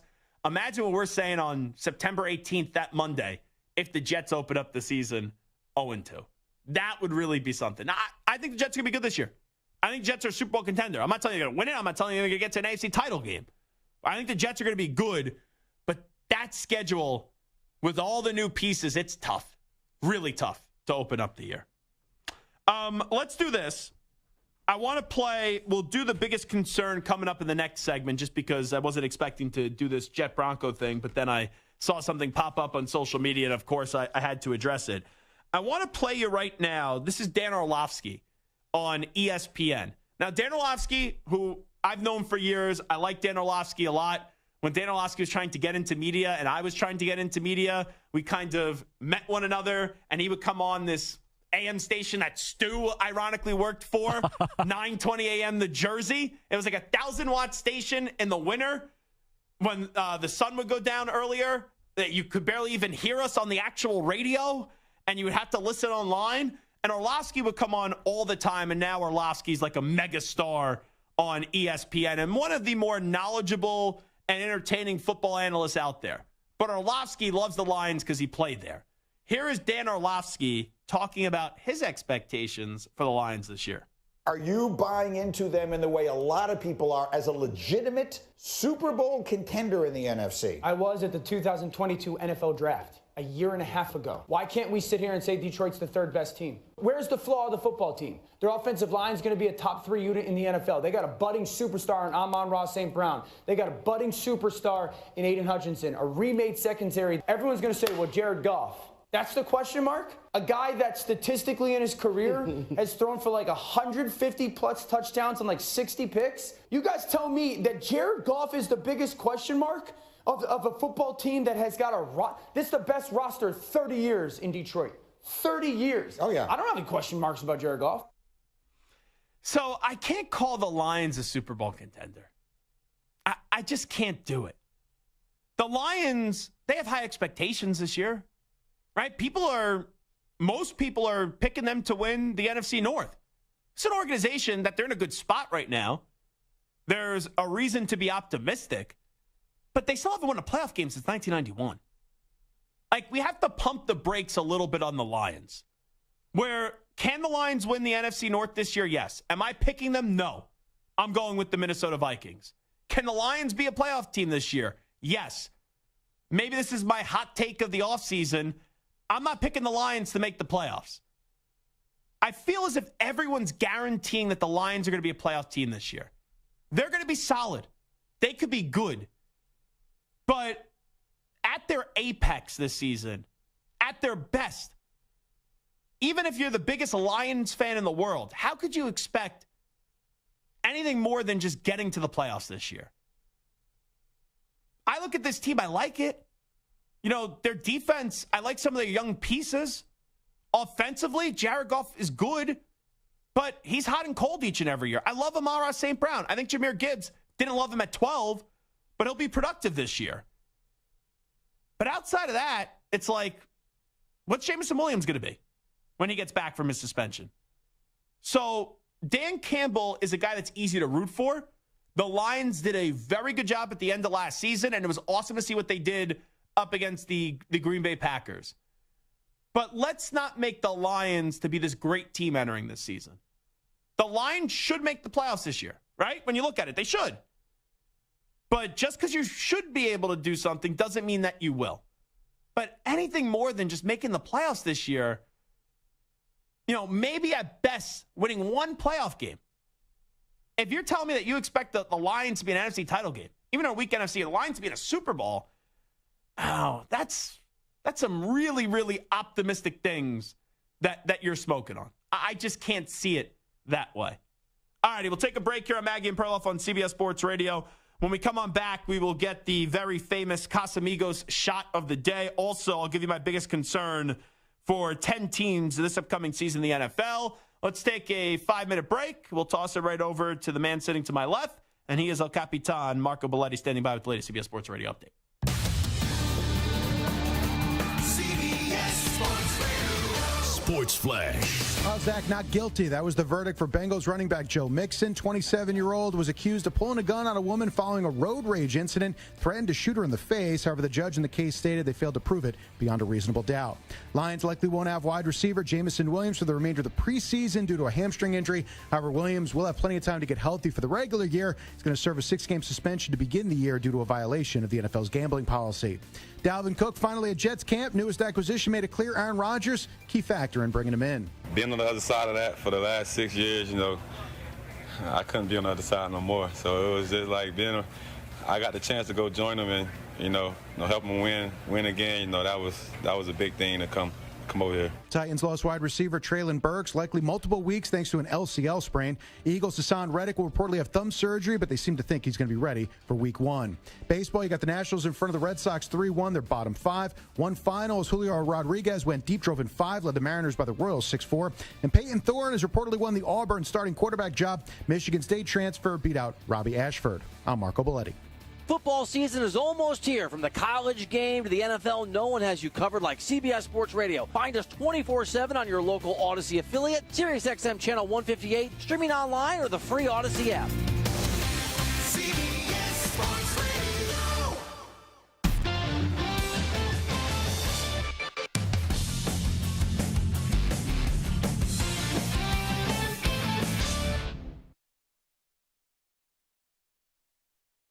You're in a 5-minute break.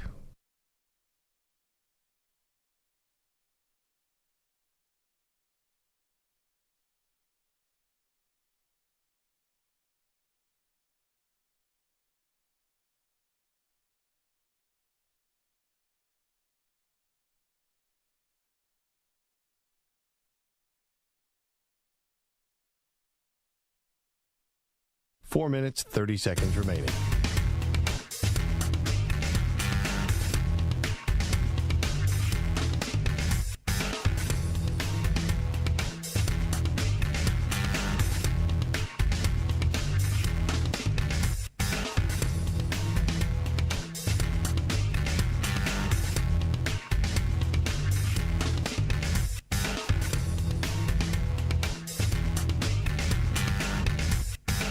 Four minutes remaining.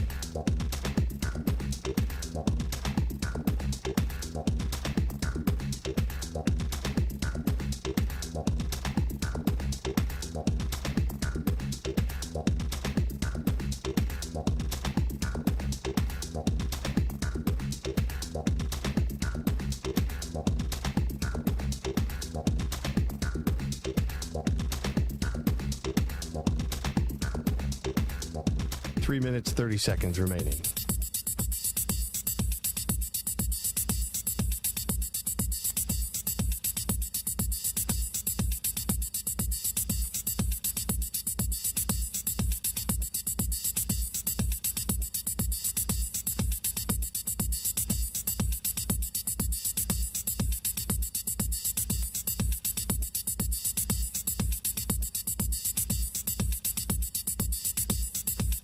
Three minutes remaining.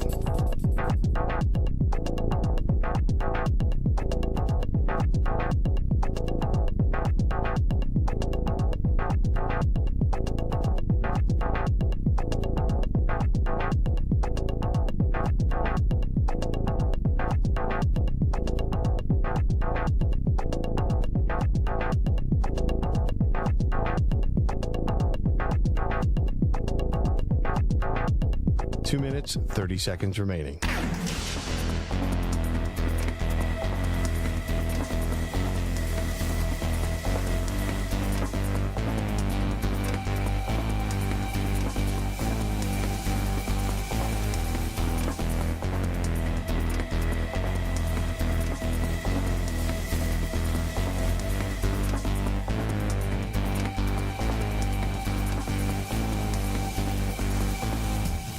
2 minutes remaining.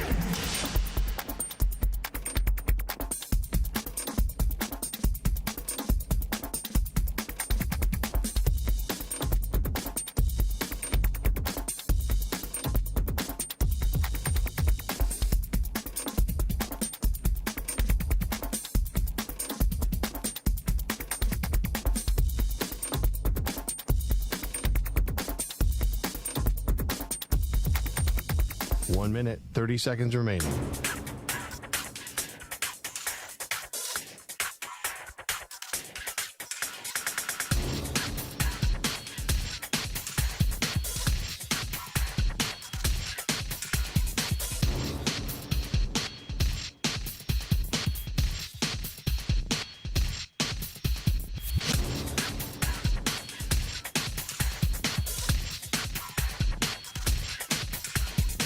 One minute remaining.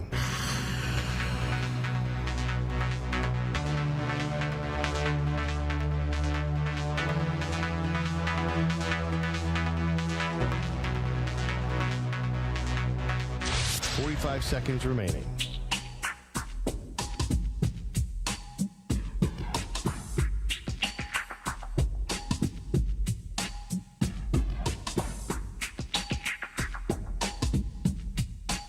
Seconds remaining.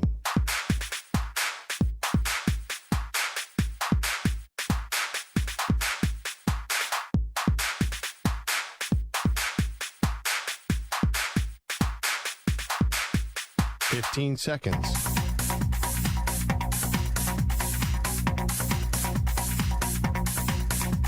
Break ends in 5 seconds.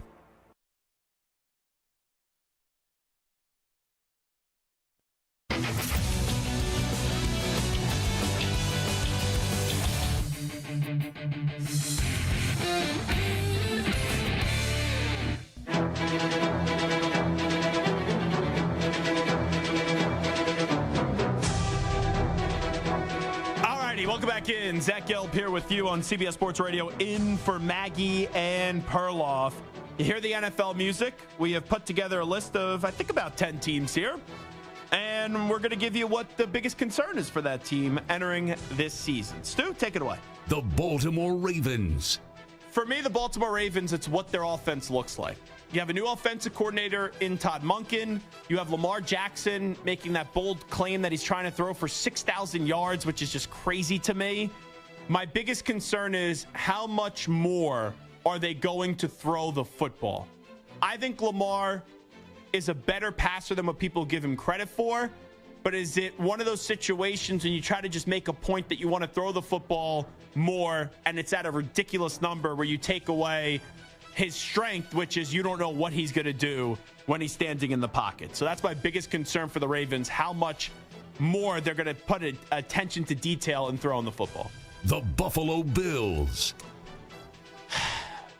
I have two concerns for them, and that's what makes this difficult. Because one concern is the health of Von Miller, and we know when Von is healthy, he is a championship player and has won 2 rings and has had 2 enormous efforts with the Broncos and the Rams. And he could add another chapter to his Hall of Fame career by getting Buffalo a Super Bowl. But really, I would throw it more so as I did with the Lamar Jackson situation, where it was, what's the offense going to look like? It's the same thing for Buffalo, where Brandon Beane keeps on saying, we want Josh to take fewer hits. Well, then maybe you should devise up a game plan where you run the football more with your running back, not your quarterback, or running backs by committee, because you have James Cook there. You brought in Damian Harris as well.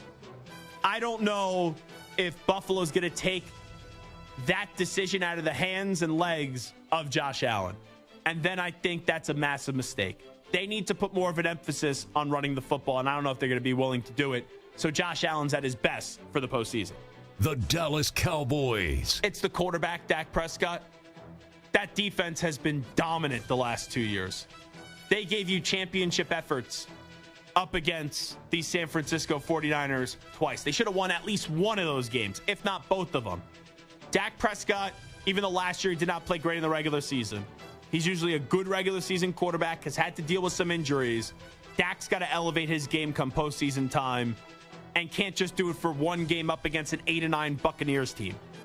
And that, to me, is a big concern because I don't look at Dak as a guy that will win a Super Bowl, and I don't think he's going to give you 3 great efforts to get a team to a Super Bowl or hoist one day that Lombardi trophy. The Denver Broncos. Whew. I just don't think they have enough on the offensive side of the ball. We all know Sean Payton, their new coach, is an offensive wizard. But Russell Wilson, questions about him.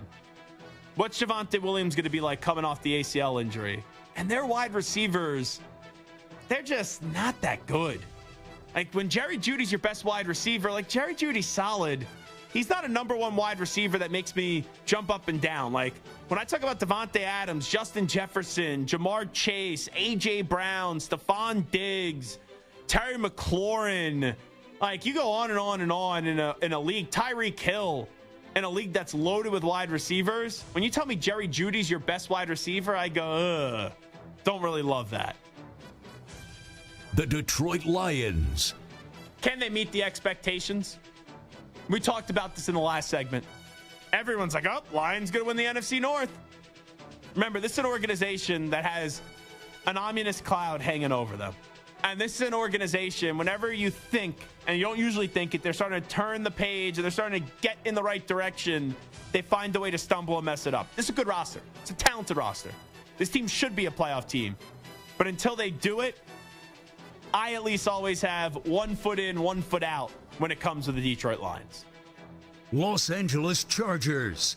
It's the coach, Brandon Staley. You look at this team, there's not a lot of flaws with this team. And I know some people are starting to get critical on Justin Herbert. I think a lot of that's premature. You can't blow that playoff game. But there's just some coaches that you really trust and you never doubt them. And there's other coaches that just have this stigma where you're just like, whew, this guy stinks. And Brandon Staley made the playoffs last year. That's why he's still the coach. But in a big spot, there's a long list. Like, I mean, front of this page, back of this page, front of this page, back of this page, inside the binder that I have with all the reads, there's a long page and many pages of coaches that I trust more than Brandon Staley. So until this guy gets the job done, I'm going to continue to be someone that goes, yeah, I don't believe him. The Miami Dolphins. It's the health of Tua Tagovailoa. I know they started to suffer some injuries, right? We'll see what happens with their offensive lineman who got carted off today, Armstead. Jalen Ramsey may not be back now until December after needing surgery. I look at this team, and the quarterback is such a big talking point, and we all saw the terrible concussions last year. Remember, this quarterback's also dealt with back injuries, ankle injuries, hip injuries as well. I got to see if the quarterback can get through the entirety of the season. If he can, they should easily be a playoff team. The Minnesota Vikings. It's the defense, because this defense was awful last year. Now you bring in Brian Flores, you bring in younger defensive players. A lot of them are unproven defensive players. If this defense could just be, 18th in the league? Now, I'm not even asking for them to be 15th. It's going to be top 10. Just be like 18th, 19th, 20th in the league. The Vikings are a tough team because I know we don't love Kirk Cousins, but Kirk Cousins is a good quarterback. Alexander Mattison, when given opportunity, and he's going to get more opportunities this year, has been solid. Justin Jefferson is arguably the best wide receiver in football. KJ Osborne, really good young player. Addison out of USC, if you control everything off the field, he's good on the field. We saw that at Pitt and then at USC. But it's, can that defense just give you a timely stop? And that defense, they don't got to be great. They don't got to be good. Just be average. Just be serviceable. And that team could be really solid this year. The New York Jets.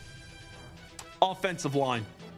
And you're already starting to hear that. You see the Rodgers social media post yesterday where it was a job well done by Aaron Rodgers, where he posted this photo of I think it was him and Garrett Wilson, and then in like a black font, which is tough to read on Instagram, and it's like blurred in with the photo in the background, he tags David Bakhtiari. Is this the Rodgers, the ayahuasca Aaron message where I'm going to cast a spell on you and now David Bakhtiari, work your magic and find the way out of a Green Bay so you can come join us with the Jets? And that's the thing. if I'm the Packers, I don't care what David Bakhtiari says. Just out of spite to Aaron Rodgers, like, we already made a deal with the Jets. If I'm Gutekunst, that's me. I already made a deal with the Jets. I gave Aaron his wish to go to the Jets this offseason. I'm not giving you David Bakhtiari as well because you're trying to look good this year with Jordan Love. And how does that help Jordan Love, even if David Bakhtiari doesn't want to be there, if you don't have your starting left tackle? Like, if he gets hurt, he gets hurt. There's nothing you could do. But just trading him, it has to be a really enticing offer to not only help the Jets, but then also hurt your football team in the interim for this year. The San Francisco 49ers. Oh. See, here's the thing with the Niners. I could say health, but it's the quarterback.